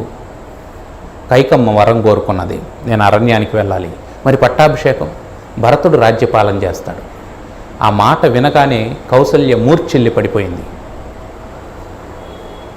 రాముడు ఆమెను మూర్ఛదేర్చి ఓదార్చి, అమ్మ ఇది తండ్రి గారి ఆజ్ఞ అంటే, నాయన నేను కూడా వచ్చేస్తాను నీతో పాటు, నువ్వు లేకుండా నేను బ్రతకలేను అని చెప్పంటే అప్పుడు రాముడు ఏం చెప్పాడంటే, అమ్మా ఏ స్త్రీకైనా భర్తతో ఉండడమే శ్రేష్టం. పైగా తండ్రికి వయసు కూడా అయిపోయింది, ఆయనకు నీ అవసరం ఉంది, నువ్వు దగ్గరుండి సేవ చేయాల్సినటువంటి అవసరం ఉంది. నాతో కాదు నువ్వు ఉండాల్సింది, నీ భర్తతో పాటు నువ్వు ఉండాలి, అందువల్ల నువ్వు రావడానికి వీలు లేదు అని చెప్పి అన్నాడు. ఆమె దుఃఖిస్తూనే అనుమతి ఇచ్చింది. అక్కడి నుంచి సీతాదేవి మందిరానికి వెళ్ళాడు. వెళ్ళి విషయం చెప్పాడు. చెప్పగానే సీత నేను మీతో పాటు వస్తానని చెప్పి అన్నది. ఆమె ఎవరిని నిందించలేదు. మా చిన్నత్తిట చేసిందనేసి ఆమె అనలేదు. అంటే భర్తకు ఏది అంగీకారమో భార్య దాన్ని అంగీకరించడం వల్ల చాలా సమస్యలు తగ్గుతాయి. అట్లని భర్త చెడ్డవాడైనప్పుడు కూడా దాన్ని అంగీకరించడం సరైనటువంటి పద్ధతి కాదు. సందర్భాన్ని బట్టి సంసారాన్ని దిద్దుకోవాల్సినటువంటి బాధ్యత స్త్రీమూర్తుల మీదనే ఉంటుంది. ఇక లక్ష్మణుడు సీత నేను వస్తానని చెప్పన్నది. అడవంటే అంతఃపురం కాదు అని చెప్పి అన్నాడు రాముడు. చాలా కష్టాలు ఉంటాయి, నష్టాలు ఉంటాయి, ఇబ్బందులు ఉంటాయంటే నాకు రాముడు ఉన్నప్పుడు ఏముంటుంది అని చెప్పి అన్నది. ఎక్కడ రాముడు ఉంటాడో అది నాకు స్వర్గం, రాముడు లేనటువంటి స్వర్గం కూడా నాకు అరణ్యంతో సమానం, రాముడు లేనటువంటి అంతఃపురం నాకు అరణ్యంతో సమానం, అందువల్ల నేను మీతో పాటే వస్తాను అని చెప్పాను. ఇక ధర్మపత్ని కాబట్టి ఇందాకే ధర్మాన్ని గురించి ఆయన ఉపన్యసించాడు, భార్య ధర్మాన్ని గురించి కౌసల్యకి చెప్పాడు. అదే ధర్మం కదా సీతకు వర్తిస్తుంది. అందువల్ల ఇప్పుడు కాదని లేకుండా పోయాడు. అయితే లక్ష్మణుడు కూడా నేను వస్తానని చెప్పి అన్నాడు. నువ్వు రావాల్సిన అవసరం ఏముంది నాయన, వద్దు అని చెప్పంటే లేదు లేదు నాకు రాముడు ఎక్కడుంటే అదే రాజ్యం, అక్కడికే వస్తాను నేను అని చెప్పని ఆయన సుమిత్ర దగ్గరికి వెళ్ళి అమ్మా అన్నయ్య అరణ్యవాసానికి వెళ్తూ ఉన్నాడు, నేను ఆయనతో పాటు అరణ్యానికి వెళ్తాను అని చెప్పంటే ఆమె నీకేం పట్టిందిరా, వానికంటే కర్మ పోతున్నాడు, నువ్వు లక్షణంగా అనుభవించకుండా నువ్వెందుకు పోతావు లక్ష్మణ అని అనలే.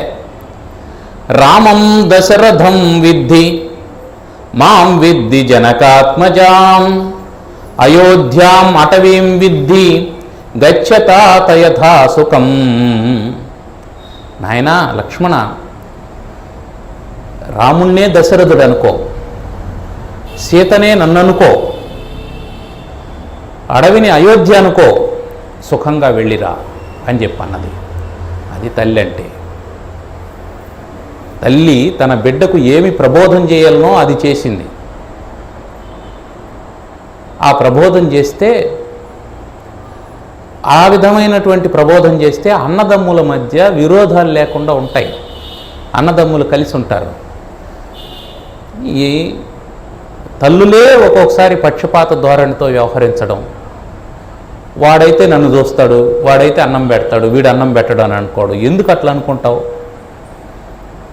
ఇట్లాంటి ధోరణి తల్లుల్లోనే ఉంటే అది వాళ్ళ పెంపకంలో లోపం అవుతుందని అనుకుంటారు తప్ప బిడ్డలు తప్పు అని అనుకోరు. అందువల్ల ఆ విషయంలో జాగ్రత్తగా ఉండాలి, సుమిత్రను ఆదర్శంగా తీసుకోవాలి. సరే, అక్కడి నుంచి సీతారామ లక్ష్మణులు ముగ్గురు కైక మందిరానికి వచ్చారు. ఇక్కడ ఒకసారి దశరథుని దగ్గర సెలవు తీసుకొని బయలుదేరడానికి, అప్పటికి దశరథుడు స్పృహలో ఉన్నాడు. ఆయన వీళ్లకు ప్రత్యేకమైనటువంటి వస్త్రాలను తెప్పించాలని అనుకున్నాడు, కానీ కైక ఒప్పుకోలేదు.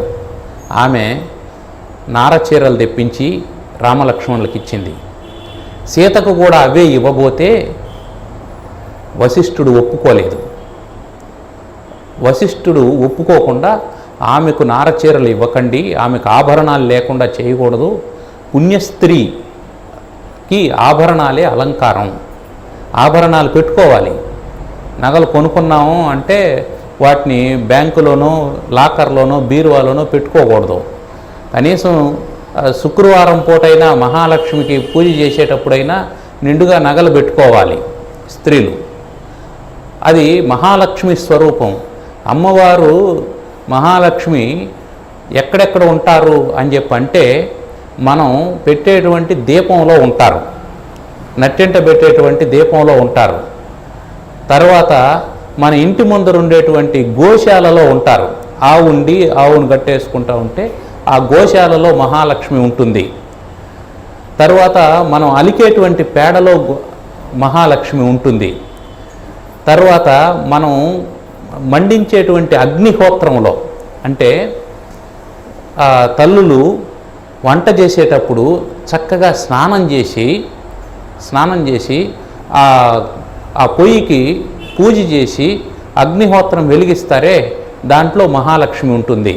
తర్వాత సాయం సంధ్య వేళ ఇంటి ముందర కళ్యాపు జల్లి ముగ్గు వేస్తామే, ఆ ముగ్గులో మహాలక్ష్మి ఉంటుంది. శుక్రవారం పూట తలస్నానం చేసి పసుపు పూసుకొని నగలు ధరిస్తే ఆ స్త్రీలోనే మహాలక్ష్మి ఉంటుందట, ఆ ఇల్లాల్లో మహాలక్ష్మి ఉంటుంది. ఆ ముఖం చూసి బయట వెళ్ళినటువంటి పురుషుడెవడో పరాజితుడై తిరిగి రాడు, నష్టంతో తిరిగి రాడు. మనకు బయట వెళ్ళినటువంటి పురుషులు నష్టంతో ఎందుకు వస్తారు అని అంటే, ఆమె అప్పుడే నిద్ర లేచి ఉంటుంది. ఆ నిలువుపాటి ఆ డ్రెస్సే ఉంటుంది, అదే ఉంటుంది. ఆ ముఖంలో ఆ నోట్లో నీళ్లు కూడా పోసి ఉండరు, పాసినోరే ఉంటుంది. దాంతోనే పైరాబో బాయ్ అంటుంది. అట్లా ఉండకూడదు.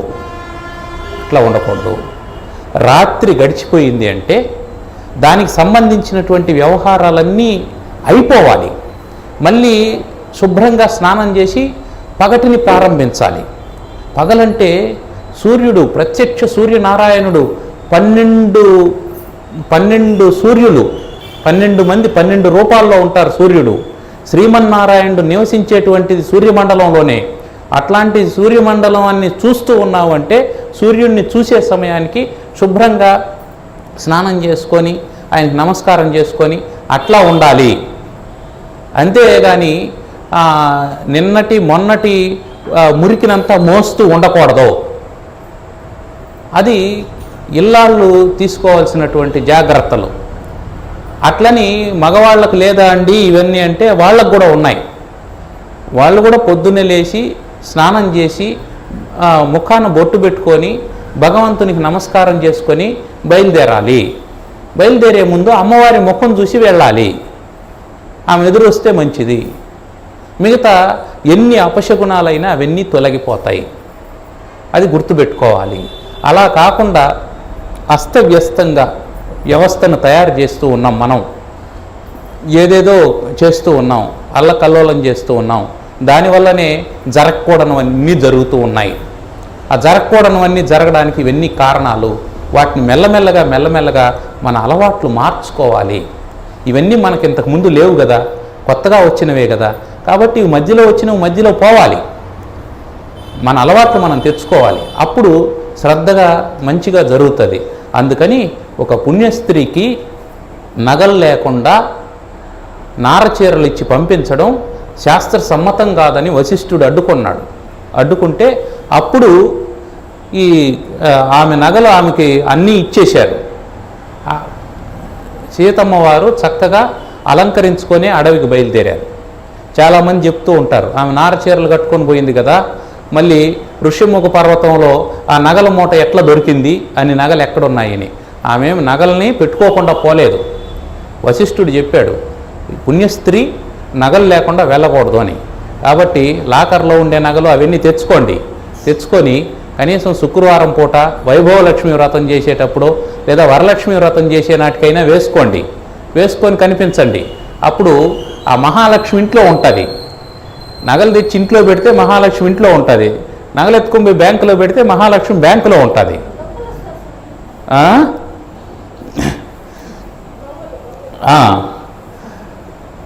జాగ్రత్తగా ఉండాలమ్మా. దొంగలు రాకుండా ఎందుకుంటారు చెప్పండి? దొంగలు రాకుండా ఎందుకుంటారు? వస్తారు. లేనోళ్ళే కదా వస్తారు. రైట్. జాగ్రత్తలు తీసుకోమని దాని అర్థం. మనం నేనేం చెప్తున్నానంటే, మీరు నగలు వేసుకోండి, ఇంట్లో మీ ఆయనకు కనిపించండి అని చెప్తున్నా. మీరు నగలేసుకున్నాం కదా అనేసి ఊరంతా తిరిగినారనుకో, ఏమికి ఇన్ని నగలు ఉన్నాయని తెలుస్తుంది. నేను అది చెప్పడం లేదు, అది గుర్తుపెట్టుకోండి. మనం జనరల్గా ఏం చేస్తామంటే, మనం కొత్త చీర తెచ్చినాం అనుకోండి, ఏం చేస్తాం? దాన్ని కట్టుకొని 4 ఫంక్షన్లకైనా దాన్ని కట్టుకొని ఇంకో ఫంక్షన్కి పోయి 10 మందికైనా చూపించాలని అనుకుంటాం. అక్కడ సమస్య వస్తుంది. మనకు సంపద ఉండడం వల్ల దొంగలు రారు, ఆ సంపదను ప్రదర్శించడం వల్ల వస్తారు. అది గుర్తుపెట్టుకోవాలి. మీకు సంపద ఉండడం మంచిదే, కానీ దాన్ని ప్రదర్శించడం మంచిది కాదు అనేది గుర్తుపెట్టుకోండి. తర్వాత అక్కడి నుంచి వాళ్ళ అనుమతి తీసుకున్నారు. అయోధ్యంతా నిన్న ఎంత ఆనందంగా ఉందో ఈరోజు అంతకు 1000 రెట్లు దుఃఖంతో ఉంది. ఎవ్వరి ముఖంలోనూ కత్తివేటుకు నెత్తురు చుక్కలేదు. ఇంత ఘోరమా, ఇంత ఘోరమా, ఇంత అన్యాయమా అని అందరూ బాధపడుతూ ఉన్నారు. అందరూ బాధపడుతూ ఉంటే రథం వచ్చింది. సుమంత్రుడు రథం తీసుకొని వచ్చాడు. రథం మీదకి రాముడు, లక్ష్మణుడు, సీత ఎక్కారు. ఏ ఇంట్లోనూ జనం లేరు, అందరూ వీధుల్లోకి వచ్చేశారు. రామునితో పాటు అందరూ బయలుదేరారు. అందరూ బయలుదేరి కౌసల్య వీళ్ళందరూ మేము కూడా వస్తామని చెప్పన్నారు. దశరథుడు కూడా కొంచెం దూరం వచ్చాడు. వాళ్ళను దశరథుని, కౌసల్యను వీళ్ళనందరినీ వెనక్కి తీసుకెళ్ళిపోయారు. ప్రజలు మాత్రం వస్తూనే ఉన్నారు. రాముడు, లక్ష్మణుడు, సీత వీళ్ళు ముగ్గురు ఆ రథంలో బయలుదేరి వస్తూ ఉంటే ఆ రథాన్ని అనుసరించి అందరూ ప్రజలంతా కొంత దూరం వచ్చినటువంటి వాళ్ళు, ఇంకొంత దూరం వచ్చినటువంటి వాళ్ళు, ఇంకొంత దూరం వచ్చినటువంటి వాళ్ళు. ఎప్పుడైతే రథం కనిపించలేదో ఆ రామా కనిపించలేదా అని కౌసల్య, దశరథుడు అక్కడే నేల మీద పడి మూర్ఛపోయారు. అక్కడి నుంచి వాళ్ళు నడుచుకుంటూ శృంగిబేరిపురం అనేటువంటి ప్రదేశానికి వెళ్ళారు. ఆ పక్కన గంగానది ప్రవహిస్తుంది. గంగానదికి యువతల వైపున శృంగిబేరిపురం ఉంది. అక్కడికి వెళ్ళేటప్పటికి సాయంకాలం అయింది. అక్కడ ఆగారు. ఆగిన తర్వాత ఆ ప్రాంతాన్ని గుహుడు అనేటువంటి ఆయన పరిపాలన చేస్తూ ఉన్నాడు. ఆ గుహుడు చాలా భక్తుడు, గొప్ప భక్తుడు. ఆ గుహునికి చెప్పి రాముడు మర్రి పాలను తెప్పించుకొని ఆ జుట్టునంతా కూడా జడలుగా కట్టుకొని వాళ్ళు తాపసుల్లాగా మారిపోయారు. ఎందుకు తాపసుల్లాగా మారాలి అని అంటే వెళుతున్నది అరణ్యానికి, రాజ్య పరిపాలన చేయడానికి కాదు. ఇదొక సాధన.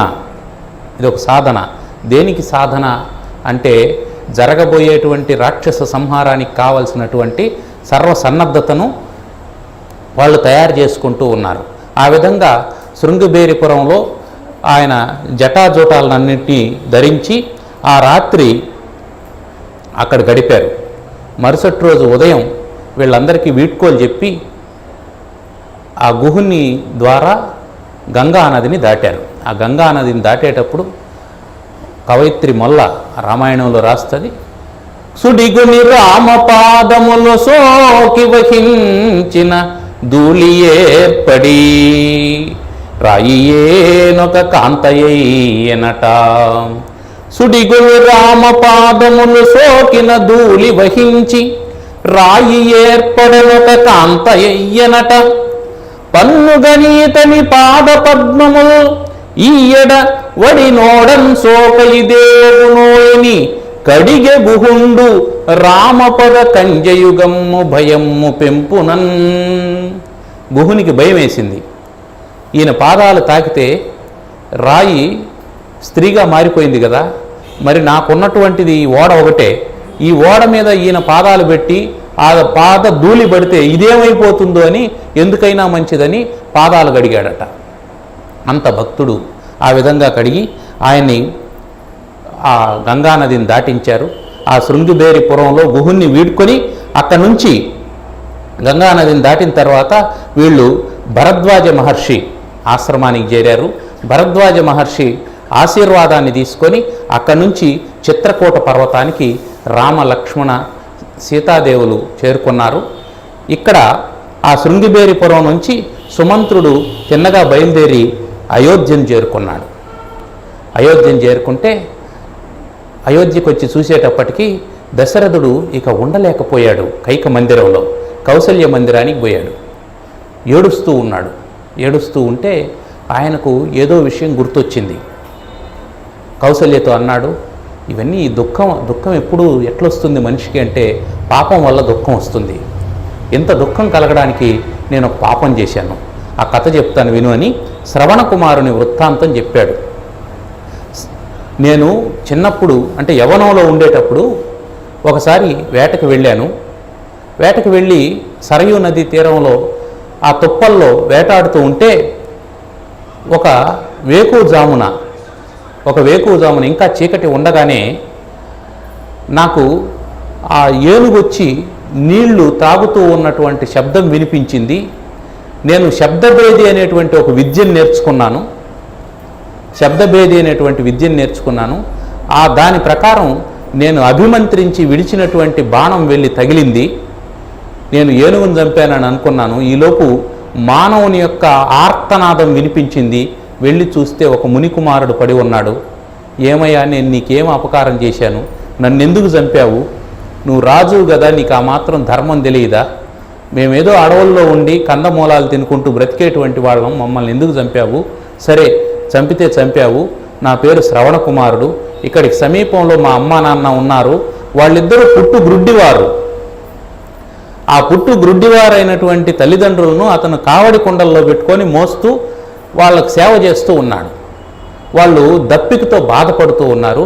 నువ్వు నీళ్లు తీసుకెళ్ళి ముందు వాళ్ళకి ఇచ్చేసి మళ్ళీ ఇంకేమైనా చెయ్యని చెప్పంటే ఆ దశరథుడు కుండతో నీళ్లు తీసుకొని ఆ ముసలి తల్లిదండ్రుల దగ్గరికి వెళ్ళాడు.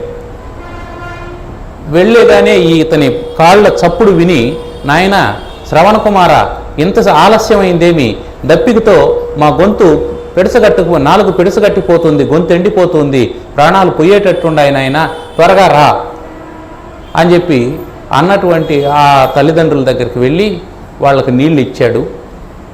నీళ్ళు ఇస్తే ఏమినైనా మాట్లాడవన్నారు. అయ్యా, నేను మీ కొడుకును కాదు అన్నాడు. ఎవరు నువ్వు? నన్ను దశరథుడు అంటారు, ఈ ప్రాంతానికి పాలకుణ్ణి. నువ్వెందుకు వచ్చావు? మా కొడుకు ఎక్కడా అని చెప్పాను. ఒక చిన్న పొరపాటు జరిగింది అని అంటే, ఏమిటది అని చెప్పంటే, నేను శబ్దభేది విద్య ద్వారా ఏనుగు నీళ్లు దాగుతున్నదని భ్రమించి బాణం వేస్తే అది మీ కొడుకు తగిలింది, నన్ను మన్నించండి అని చెప్పంటే, అయ్యో కుమారా, ఎంత పని జరిగిందా? మేము కన్ను చూపు లేనటువంటి వాళ్ళం, మా జీవితమే అతని మీద ఆధారపడి ఉంది. అట్లాంటి బిడ్డను పొట్టన పెట్టుకున్నావు. మేము ఏ విధంగా అయితే పుత్రశోకంతో మరణిస్తూ ఉన్నామో అదే విధంగా నువ్వు కూడా పుత్రశోకంతో మరణిస్తావని శాపం పెట్టారు. వాళ్ళు అగ్నిలో దుమికి చనిపోయారు. వాళ్ళిద్దరూ ఇక శరీరాలని వదిలిపెట్టేశారు. కౌసల్య, అది నాకు గుర్తొస్తూ ఉంది. నేను ఆ పాపం చేశాను. ఆ ముని శాపం వల్ల నాకు ఇది జరుగుతూ ఉంది. ఇక నేను బ్రతకననేది అర్థమైపోతుంది అని చెప్పి అంటూ దశరథ మహారాజు ప్రాణాలు వదిలేశాడు. దశరథుడు మరణించాడు. విషయం మరుసటి రోజు అందరికీ తెలిసింది. చూడండి, గొప్ప చక్రవర్తి, 60,000 సంవత్సరాలు రాజ్య పరిపాలన చేసినటువంటి వాడు, పుత్ర కామేష్టి యాగం చేసి 4 పిల్లలను కన్నటువంటి వాడు, చనిపోయేటప్పుడు నీళ్లు పోసేదానికి ఒక్క కొడుకు కూడా దగ్గరలేడు. రామలక్ష్మణులిద్దరూ అరణ్యానికి వెళ్ళిపోయారు. భరత శత్రుఘ్నులిద్దరూ వాళ్ళ మేనమామ ఇంటికి వెళ్ళిపోయారు. తలకొరివి పెట్టడానికి కూడా ఎవరూ లేరు. కాబట్టి జీవితం ఎట్లుంటుంది అనేది మనం ఇదమిత్తంగా చెప్పలేం. అంత మహాచక్రవర్తి జీవితమే అట్లయింది అంటే మన జీవితం ఎట్లుంటుందో దాని గురించి మనం ఆలోచనే చేయకూడదు. మనం చేయాల్సినటువంటి పని చేసుకుంటూ వెళ్ళాలి. మనం చేసినటువంటి ప్రతి పాపానికి ఫలితం ఇట్లే ఉంటుంది. దశరథుడే తప్పించుకోలేకుండా పోయాడు. వశిష్ఠుల్లాంటి గొప్ప ఋషిని పక్కన పెట్టుకొని నిరంతరం బ్రతికేటువంటి వాడే ఏమీ చేసుకోలేకపోయాడు. మనమంటే ఎంత? అందుకని ఏ పాపము చేయకుండా లక్షణంగా బ్రతకడం, ఉన్నదాంతో తృప్తిగా ఉండడం, ప్రశాంతంగా రామకృష్ణ అనుకుంటూ ఉండడమే శ్రేష్టంగా మనం భావించాలి. ఆ విధంగా దశరథుడు మరణించాడు. వశిష్ఠునికి తెలుసు రాముడు రాడని, రాముడు పితృవాక్య పరిపాలకుడని, రాముడు వెనక్కి రాడని తెలుసు. అందుకని ఇక మేనమామ గారింట్లో ఉన్నటువంటి భరత శత్రుఘ్నులను వెంటనే పిలిపించాల్సిందని వాళ్ళకి చెప్పి ఈయన పార్థివ దేహాన్ని, దశరథుని పార్థివ దేహాన్ని ఒక తైల ద్రోణిలో ఉంచారు. అంటే తైలం అంటే నూనె. కొన్ని ప్రత్యేకమైనటువంటి నూనెల్లో మూలికలు వేసి వాటిని కాచి, ఆ మూలికలతో కాచినటువంటి ఆ తైలంలో, నూనెలో ఈ శరీరాన్ని పెడితే అది అట్లాగే ఉంటుంది, చెడిపోకుండా ఎంతకాలమైనా. ఆ విధమైనటువంటి తైలద్రోణిలో దశరథుని యొక్క భౌతిక కాయాన్ని పెట్టి వీళ్ళు ఎదురు చూస్తూ ఉన్నారు. 8వ రోజున భరతుడు వచ్చాడు. అయితే వశిష్ఠుడు మాట చెప్పాడు వేగుల వారితో, నాయన దశరథుడు చనిపోయినాడనేటువంటి మాట భరతునికి చెప్పకండి, చెప్పకుండా తీసుకురండి అని చెప్పన్నాడు. వాళ్ళు వెళ్ళి వెంటనే మిమ్మల్ని దశరథ మహారాజు రమ్మని చెప్పి అన్నారు. వశిష్ఠుల వారు చెప్పారు మీరు వెంటనే రావాలంటే వాళ్ళు వచ్చారు. రావడం నేరుగా కైక మందిరానికి వెళ్ళాడు. కైక మందిరానికి వెళ్ళి కైకకు నమస్కారం చేశాడు. నాయనా వచ్చావా, సంతోషం, భరత వచ్చావా అని చెప్పి అన్నది. అమ్మ వచ్చాను కానీ నాన్నగారు ఎక్కడా అని అడిగాడు. ఆయనకు వస్తూ ఉన్నప్పుడే దుర్నిమిత్తాలు కనిపిస్తూ ఉన్నాయి, ఏదేదో శకునాలు అవుతూ ఉన్నాయి, చెడు శకునాలు అవుతూ ఉన్నాయి భరతునికి. అందుకనే రాగానే నీ మందిరంలో ఎప్పుడు నాన్నగారు ఉంటారు కదా, నాన్నగారు ఎక్కడా, అన్నగారు ఎక్కడా, రామచంద్రుల వారు ఎక్కడా అని అడిగాడు. అంటే నాన్నగారు మరణించారు, అన్న ఎక్కడా అని అన్నాడు. అన్న అడవికి వెళ్ళాడు. మరి రాజ్యం అన్నాడు. నువ్వు పట్టాభిషిక్తుడి కావాలి. ఎవరి ఆజ్ఞ ఇది ఏంటని నేను కోరుకున్నాను, నాన్నగారు సరే అన్నారు. నువ్వు కోరుకున్నావా? ఛీ, ఇట్లాంటి పని చేస్తావా? నేను రాజ్యాన్ని ఎట్లా అనుభవిస్తానని చెప్పి అనుకున్నావు. ఇంతకీ నాన్న ఎక్కడా? పరుగున కైకను వదిలేసి పరుగున కౌసల్య మందిరంలో ఉన్నటువంటి పార్థివ దేహం దగ్గరికి వెళ్ళారు. సరే, భరతుడు రావడంతో కావలసినటువంటి ఏర్పాట్లన్నీ చేశారు. ఈలోపు కౌసల్య కూడా, నాయనా భరత వచ్చినావా, ఇంకా రాజ్య పరిపాలన చేసుకొని ఆయన, ఇక నీకేం అడ్డు లేదు, తండ్రి లేడు, రాముడు లేడు, ఇక నువ్వు మీ తల్లి ప్రశాంతంగా రాజ్యాన్ని పరిపాలన చేయండి అని చెప్పంటే భరతుడు బోరున ఏడుస్తూ కౌసల్య పాదాల మీద పడి, అమ్మా నన్ను క్షమించు, నాకు రాముడు పూజ్యుడు, ఇది రాముడు పరిపాలన చేయాల్సినటువంటి రాజ్యం, రాముడు పరిపాలన చేయాల్సినటువంటి రాజ్యాన్ని సత్యనిరతుడు ధర్మ నిష్ఠాపరుడైనటువంటి రాముడు పరిపాలన చేయాల్సినటువంటి రాజ్యాన్ని నేను పరిపాలన చేయను, అతను అధిరోహించాల్సినటువంటి సింహాసనం మీద నేను అరగడియ కూడా కూర్చోను. నేను కావాలని కనుక అనుకుండేటట్లయితే నాకు పాపం కలుగుతుంది. ఎట్లాంటి పాపం అంటే అక్కడ భరతుడు కొన్ని విషయాలు చెప్తాడు, దేని వల్ల పాపం కలుగుతుంది అని. ఏమంటే మనకు ఏమాత్రం సంబంధం లేనటువంటి విషయంలో మనం జోక్యం కల్పించుకుంటే కలిగే పాపం అన్నాడు. తరువాత పాపాత్మలకు సేవ చేస్తే కలిగే పాపం అన్నాడు. దుర్మార్గం దగ్గర మనం పనిచేస్తే మనకు కూడా పాపం కలుగుతుంది. తరువాత సూర్యునికి ఎదురుగా నిలబడి మలమూత్ర విసర్జన చేస్తే కలిగే పాపం అన్నాడు. ఇది మనకు రామాయణంలో చెప్పినటువంటి మాట. ఇవన్నీ జాగ్రత్తలు తీసుకోవాలి. తర్వాత గోవును కాలితో దన్నేటువంటి పాపం, తర్వాత పని చేయించుకొని కూలి ఎగరగొడితే ఆ యజమానికి కలిగేటువంటి పాపం, రాజద్రోహం చేస్తే కలిగేటువంటి పాపం, ప్రజల నుండి పన్నులను స్వీకరించి వారి యోగక్షేమాలను పట్టించుకోకపోతే ఆ పాలకునికి కలిగేటువంటి పాపం, యజ్ఞం చేయించుకొని బ్రాహ్మణులకు దక్షిణ ఇవ్వకపోతే కలిగేటువంటి పాపం, తరువాత అస్త్రశస్త్రాలు ఉండి యుద్ధరంగంలోకి వెళ్ళి పోరాడి ప్రాణాలు వదలకుండా ప్రాణభీతితో పరిగెత్తొచ్చేసేటువంటి వీరునికి పాపం కలుగుతుంది. అట్లాంటి పాపం, గురువులను తల్లిదండ్రులను అవమానిస్తే కలిగేటువంటి పాపం, ఇంట్లో అందరూ ఉంటే వాళ్ళందరూ తిన్నారా లేదా అని చూడకుండా తానొక్కడే తినేటువంటి యజమానికి పాపం కలుగుతుందట. కాబట్టి యజమాని చివరన భోంచేయాలి, ఇది నియమం. సాధారణంగా ఇంట్లో ఎవరు చివరన భోంచేస్తారంటే అమ్మ చివరన భోంచేస్తుంది. దానికి కారణం ఏంటంటే ఆమె యజమాని కాబట్టి. యజమాని ఏం చేయాలి, ఇంట్లో అందరూ భోంచేశారా లేదా అని కనుక్కొని భోంచేయాలి. తర్వాత రాజును, స్త్రీలను, పసివాళ్లను, వృద్ధులను వీళ్ళను చంపితే వచ్చేటువంటి పాపం, విశ్వాసపాత్రుడైనటువంటి సేవకుడు ఒకడు శ్రద్ధగా సేవ చేస్తూ ఉంటే చెప్పుడు మాటలు విని వాని ఉద్యోగంలో నుంచి తీసేస్తే ఆ యజమానికి కలిగేటువంటి పాపం, కామక్రోధాలకు వశుడై మద్యపానం, పరస్త్రీ సంగమం, ద్యోతం ఇవన్నీ చేసేటువంటి వాడికి కలిగేటువంటి పాపం, సూర్య భగవానుడు ఉదయించుతున్నప్పుడు జాగ్రత్తగా వినండి, సూర్యుడు అస్తమిస్తూ ఉన్నప్పుడు పడుకోనుండేటువంటి వాడికి కలిగే పాపం అని చెప్పన్నాడు. సూర్యుడు ఉదయించక ముందే నిద్ర లేచి ఉండాలి, పడక మీద ఉండకూడదు. దరిద్రం రావడానికి ప్రధానమైన కారణం ఏంటంటే సూర్యోదయం అప్పుడు పడకుంటే ఇంట్లో అదే రోగానికి కారణం. ఇక పడుకొనే ఉండాల్సిందే. సూర్యాస్తమయం తర్వాతనే నిద్రపోవాలి, సూర్యాస్తమయానికి ముందర పడుకోకూడదు. అది మనకు తెలుసు. అది ఎప్పుడు పడుకోరనుకోండి రాత్రి 12 అవుతుంది. మనమంతా మెల్లమెల్లగా నిశాచరులుగా మారిపోతున్నాం. రాత్రిపూటే కార్యక్రమాలన్నీ జరుగుతున్నాయి.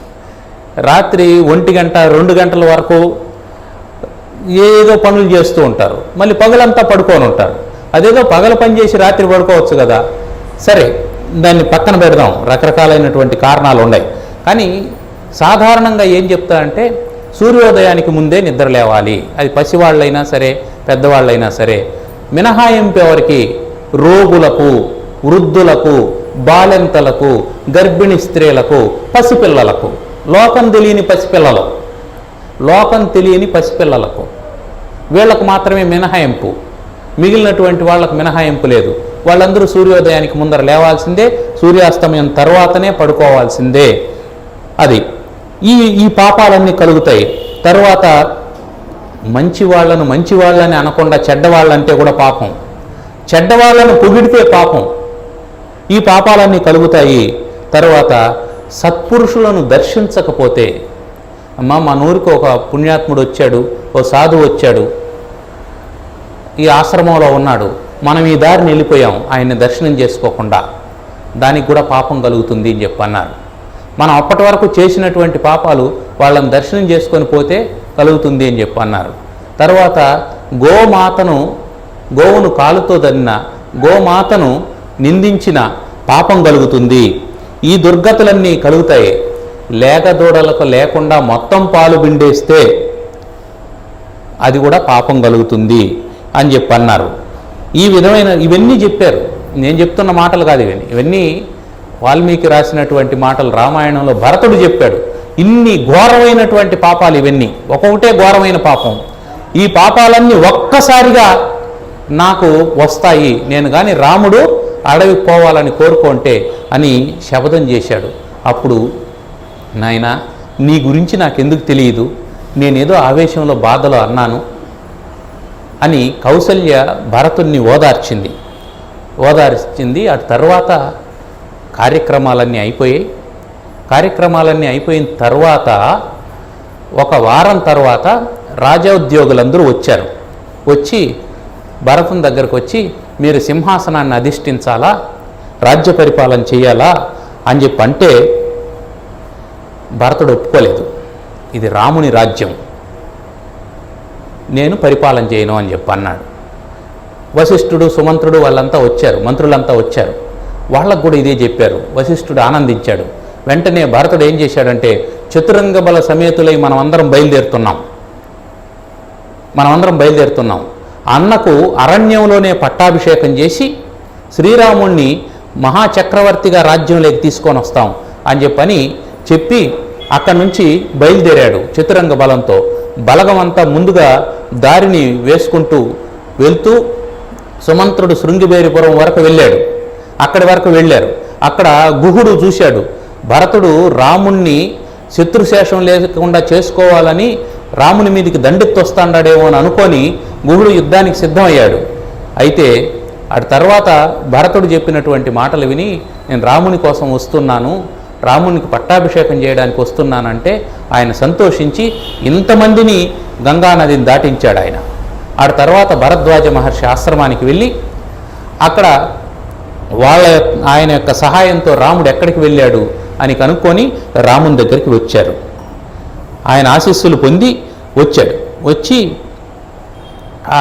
నా తల్లి చేసినటువంటి తప్పు ఇది అని చెప్పంటే, నాయనా నీ తల్లిని తప్పు పట్టద్దు, భరద్వాజుడు అంటాడు భరతంతో, నీ తల్లిని తప్పు పట్టద్దు, మందరిది కూడా ఏం తప్పు లేదు, ఇదంతా కూడా ఎవరి ప్రారంధాన్ని అనుసరించి వాళ్ళకి జరుగుతుంది. ఇదంతా భగవంతుని ప్రణాళిక. రాముడు భవిష్యత్తులో సుఖశాంతులతో ఉంటాడు. ఆయన వచ్చిందే రాక్షస సంహారం కోసం వచ్చాడు. కాబట్టి మీరేమీ బాధపడద్దండి అని చెప్పని రాముడు ఎక్కడున్నాడు, అక్కడికి ఎలా వెళ్ళాలి? నా దోషేనావగంతవ్య కైకేయీ భరతాత్వయ రామా ప్రవ్రాజనం హేతత్ సుఖోదర్కం భవిష్యతి. అది రాముడిలా రావడం అనేది సుఖకరమైనటువంటిదే. ఎవరికి సుఖం? దేవానాం దానవానాంచ ఋషీణాం భావితాత్మనాం హితమేవ భవిష్యద్ది రామప్రవ్రజనాదిగా. రాముడు అరణ్యానికి రావడం వల్ల అందరికీ మేలే జరుగుతుంది. దేవతలకు మేలు జరుగుతుంది, ఋషులకు మేలు జరుగుతుంది, దానవులకు కూడా మేలు జరుగుతుంది అన్నాడు. రాక్షసులకు ఎట్లా మేలు జరుగుతుంది? వాళ్ళ జన్మ పావనం అవుతుంది. రాముని చేతిలో మరణించడం కంటే గొప్ప విషయం ఇంకేముంటుంది? రాముని చేతిలో మరణించినటువంటి వాళ్ళందరూ నేరుగా వైకుంఠానికి వెళ్తారు. కాబట్టి వాళ్ళకు కూడా మేలు జరగబోతుంది అని భరద్వాజుడు చెప్పి రాముని నివాస ప్రదేశాన్ని అవంతా చెప్పి రాముడు చిత్రకూటంలో ఉన్నాడు, అక్కడికి వెళ్ళమని చెప్పాడు. చిత్రకూటానికి వచ్చాడు భరతుడు వస్తూ ఉంటే ఆ పైన పర్వతం మీద ఉన్నటువంటి లక్ష్మణుడు చూశాడు. పరిగెత్తుకుంటూ రాముని దగ్గరికి వచ్చాడు. అన్నా, భరతుడు చతురంగ బల సమేతుడై వస్తూ ఉన్నాడు, నేను యుద్ధానికి సిద్ధమవుతున్నానని చెప్పంటే, లక్ష్మణ, నాకు నువ్వు ఎంత ప్రేమపాత్రుడువో భరతుడు కూడా అంతే ప్రేమపాత్రుడు. భరతుడు నా మీదకి యుద్ధానికి వస్తాడని ఎలా అనుకుంటున్నావు అని చెప్పంటే, అయితే చతురంగ బలంతో వస్తున్నాడంటే దానికి కారణం వేరే అయి ఉంటుంది, కాసేపు ఓర్పుతో ఉండు అని చెప్పంటే, భరతుడు రావడం వచ్చి రాముని పాదాల మీద పడ్డాడు. రాముని పాదాల మీద పడి నమస్కారం చేయగానే రాముడు, నాయనా నాన్నగారు ఎలా ఉండారు అని అడిగాడు. నాన్నగారు ఎలా ఉండారని అడిగాడు. ఇంకెక్కడి నాన్న, మీరు వచ్చేసిన తర్వాత నాన్నగారి శరీరాన్ని వదిలిపెట్టారంటే రాముడు ఏడుస్తూ ఉన్నాడు. ఈలోపు ఆ కౌసల్య, కైక, సుమిత్ర వాళ్ళందరూ కూడా అక్కడికి వచ్చారు. సీత బోరును ఏడుస్తూ ఉంటే ఆ సీతను దగ్గరకు తీసుకొని ఆ అత్తలందరూ ఓదారుస్తున్నారు. అలా దశరథుణ్ణి పోగొట్టుకొని రాముడు కూడా ఏడుస్తూ రామలక్ష్మణులు ఇద్దరూ ఆ నది సమీపంలోకి వెళ్ళి, గోదావరి నది సమీపంలోకి వెళ్ళి పితృకార్యాలన్నీ పూర్తి చేసి వచ్చారు. వచ్చిన తర్వాత, నాయన భరత, ఇక నువ్వు బయలుదేరు. రాజు లేకుండా రాజ్యం ఉండకూడదు. నువ్వు రాజ్య పరిపాలన చేస్తూ ఉన్నావు కదా చక్కగా. రాజు అనేటువంటి వాడు ఎలా ఉండాలంటే ఏ ప్రలోభాలకు లొంగకుండా ఉండాలి. తనవారైనా పరవారైనా ఎవరైనా సరే ప్రలోభాలకు లొంగకుండా ఉండాలి. తరువాత సత్పురుషులను మంత్రులుగా నియమించాలి. ఉత్తమ మధ్యమాధమ నియోగ్యత బుద్ధి నెరింగి వారిని ఉత్తమ మధ్యమాధమ నియోగములను నియమించితే నరేంద్రోత్తమ అని నారదుడు ధర్మరాజు చెప్తాడు. ఆ విధంగానే ఇక్కడ కూడా రాముడు ఎవడు ఉత్తముడు, ఎవడు మధ్యముడు, ఎవడు అధముడు, ఎవడికి ఏ పని ఇవ్వాలి, వాడు నావాడు కాబట్టి వానికి ఉత్తమమైనటువంటి పని ఇస్తానని కాదు. నీవాడు చేతగాని వాడై వానికి ఉత్తమమైనటువంటి కార్యాన్ని అప్పచెప్తే వాడు ఆ కార్యాన్ని చెడగొడతాడు. కాబట్టి ఎవడు ఉత్తముడో వాడికి ఉత్తమ కార్యాన్ని అప్పచెప్పాలి. రాజ్యతంత్రాన్ని గురించి నువ్వు ఒక్కడే ఆలోచన చేయకూడదు, మంత్రులతో సమాలోచన చేయాలి. ఎందుకంటే మానవులైనటువంటి వారికి కామక్రోధ లోభ మోహాలు ఉంటాయి. మోహంతో వీడు నావాడు కదా, వీనికి అనుకూలంగా ఏమైనా చేద్దామని నువ్వు నిర్ణయం తీసుకునే ప్రమాదం ఉంటుంది. ఆశ్రిత పక్షపాతం ఉండకూడదు, బంధుప్రీతి ఉండకూడదు. ఇవన్నీ లేకుండా ఉండాలి నాయన. తర్వాత శత్రువుల విషయంలో జాగ్రత్తగా ఉండాలి. సైన్యాన్ని వ్యూహంగా ఏర్పాటు చేసేటప్పుడు జాగ్రత్తలు తీసుకోవాలి. కార్యదక్షులైనటువంటి వాళ్ళను మంత్రులుగా నియమించుకోవాలి. సమయస్ఫూర్తి కలిగినటువంటి వాళ్ళను రాయబారులుగా నియమించుకోవాలి. యుక్తాయుక్త విచక్షణ ఉండేటువంటి వాళ్ళనే విదేశాలకు దూతలుగా పంపించాలి. అని ఈ విషయాలన్నీ చెబుతూ, రాజోద్యోగులు నీ దగ్గర పనిచేసేటువంటి వాళ్ళకి విపరీతమైనటువంటి చనువు ఇవ్వకూడదు, అట్లని వాళ్ళను దూరంగా పెట్టకూడదు. నీ వ్యయం ఆదాయానికి అనుగుణంగా ఉండాలి. ఇది చాలా ముఖ్యమైనటువంటిది. రాజ్యానికే కాదు, ఇంటికి కూడా.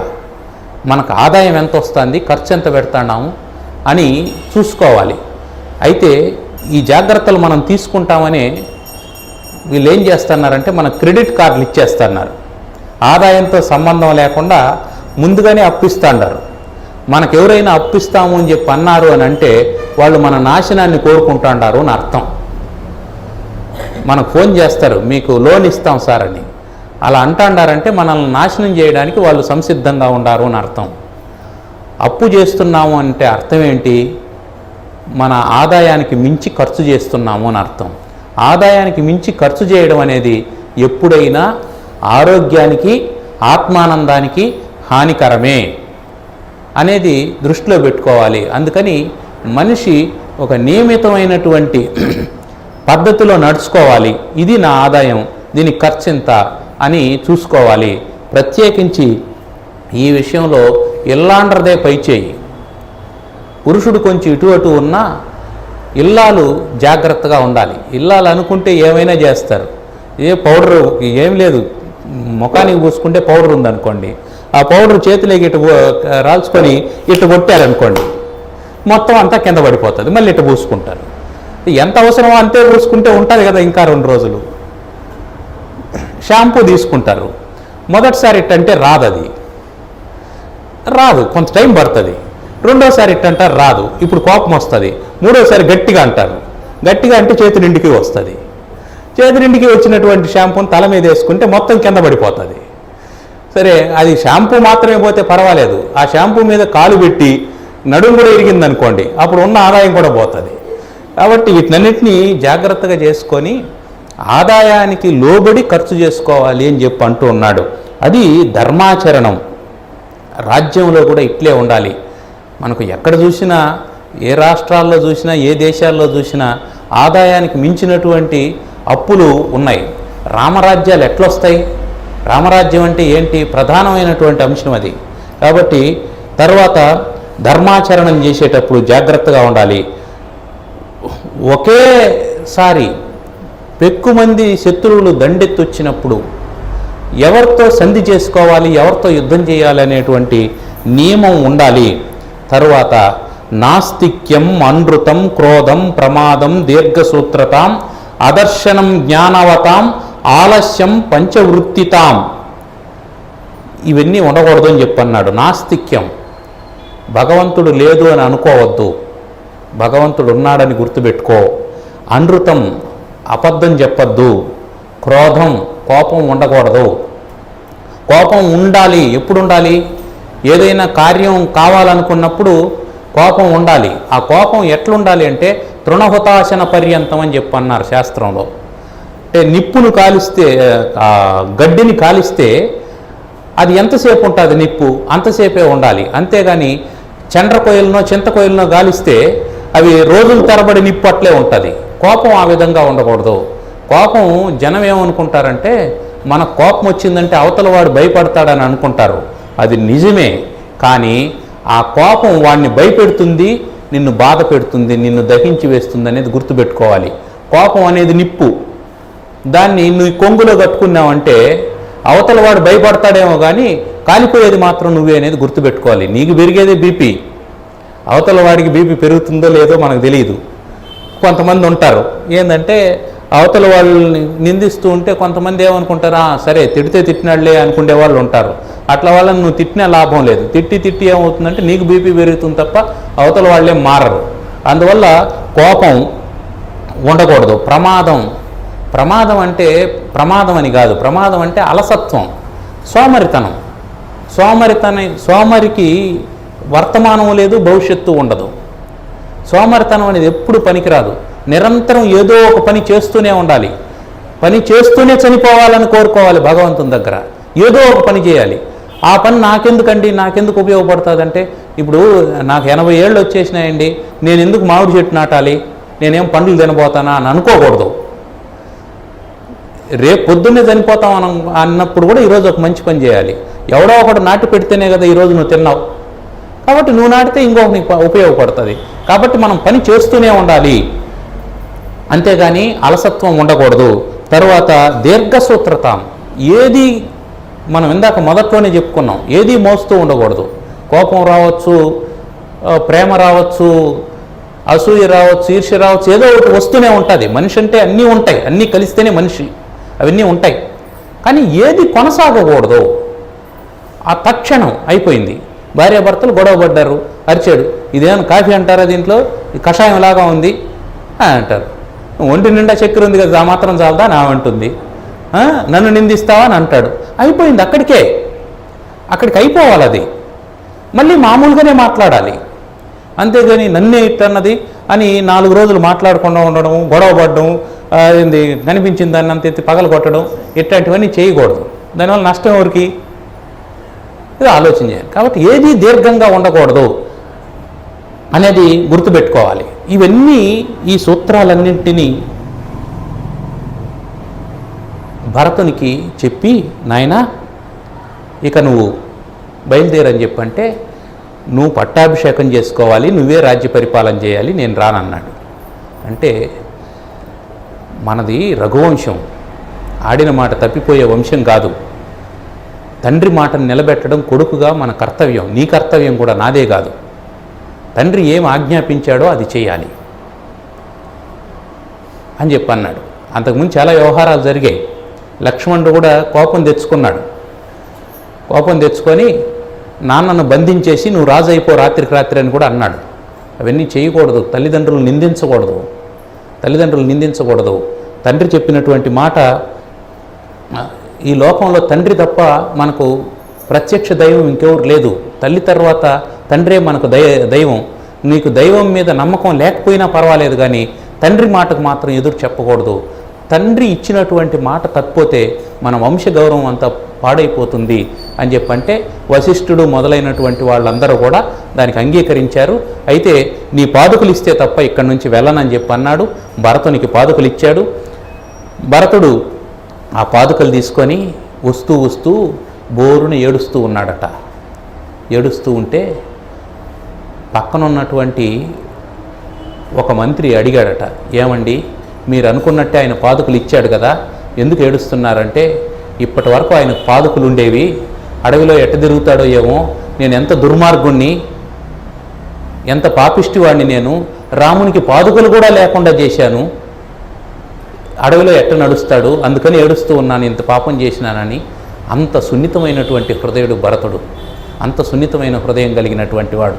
అట్లాంటి భరతుడు వెనక్కి వచ్చి ఆ శృంగిబేరిపురం దాటి ఇక రాముడు లేనటువంటి అయోధ్యలో నేను ఉండలేనని నందిగ్రామం అనే చోట ఆ పాదుకలను సింహాసనం మీద ప్రతిష్ఠ చేసి పట్టాభిషేకం చేసి అక్కడి నుంచే రాజ్య పరిపాలన చేస్తూ, అక్కడ రాముడు ఏ విధంగా అయితే నారచీరలు ధరించి ఉన్నాడో అవే నారచీరలు ధరించి రామునికి చెప్పేసే వచ్చాడు, 14 సంవత్సరాలు మాత్రమే నేను ఈ పని చేస్తాను, అదైన తర్వాత నువ్వు రాకపోతే నేను అగ్ని ప్రవేశం చేస్తానని చెప్పి వచ్చి ఆయన రాజ్య పరిపాలన చేస్తూ ఉన్నాడు. ఇప్పుడు వీళ్ళందరూ వచ్చారు కదా, అయోధ్యాపురంలో ఉండేటువంటి వాళ్ళందరూ వచ్చారు. వాళ్ళందరికీ రాముడు ఎక్కడున్నాడో తెలిసిపోయింది. అందువల్ల వీళ్ళు పదే పదే వస్తూ ఉంటారు. ఇంకా ఈ చిత్రకూటంలో ఉండకూడదు అని అక్కడి నుంచి రాముడు బయలుదేరాడు. రాముడు సీత లక్ష్మణుడు వాళ్ళు అక్కడి నుంచి బయలుదేరారు. అక్కడి నుంచి వాళ్ళు అగస్త్యుని దర్శించి అగస్త్యుని యొక్క సూచన మేరకు పంచవటి తీరం చేరుతారు. ఆ విశేషాలన్నీ మనం రేపు చెప్పుకుందాం. శ్రీరామ జయ రామ జయ జయ రామ,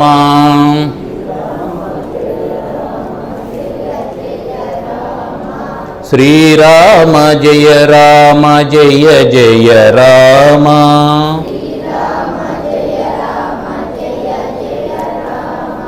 శ్రీరామ జయ రామ జయ జయ రామ,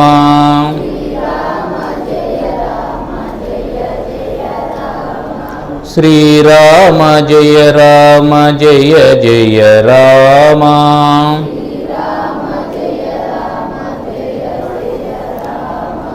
శ్రీరామ జయ రామ జయ జయ రామ.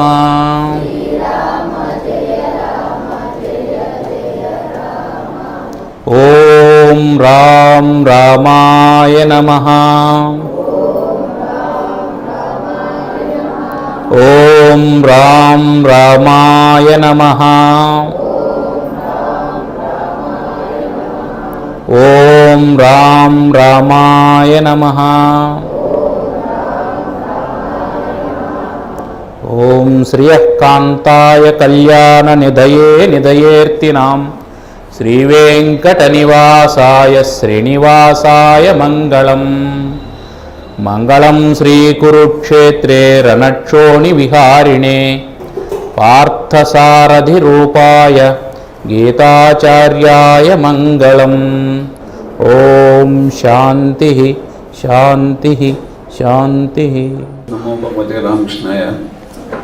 శ్రీమద్ రామాయణ సప్తాహంలో ఈ 3వ రోజు సీతారామ కళ్యాణం తర్వాత వారు లక్ష్మణ భరత శత్రువులతో పాటు వారి రాజధాని అయిన అయోధ్య నగరానికి రావడం ప్రారంభించి దాంతో పాటుగా తర్వాత రామపాదుకులతో భరతుడు రాజ్యపాలన చేయడానికి పూనుకోవడం ఈ రోజు వరకు జరిగిన కథ ఇంతవరకు చెప్పడం జరిగింది. వీటితో పాటు రామాయణంలోని ధర్మాలు ఎలా ఇప్పటికీ ఆచరణలో చూపాలో అద్భుతంగా అవధాని గారు చెప్తూ ఉన్నారు. ఈ 3వ రోజు రామకథ రసవాహిని అద్భుతంగా సాగిపోతూ ఉన్నది.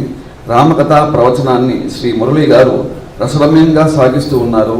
వారికి ఆశ్రమం తరపున ధన్యవాదం తెలుపుతూ ఇచ్చేసినటువంటి భక్తులందరికీ ధన్యవాదాలు తెలుపుతూ రోజు ఇంకా ఈ ఉత్సాహంతో ఈ కార్యక్రమానికి భక్తులందరూ తరలి రావాలని వినవించుకుంటూ తర్వాత శాంతి మంత్రాలు హారతి ప్రసాద వినియోగం జరుగుతుంది. అందరూ ఓపికగా ఉండి ప్రసాదం తీసుకుని పోవాల్సిందిగా కోరడం.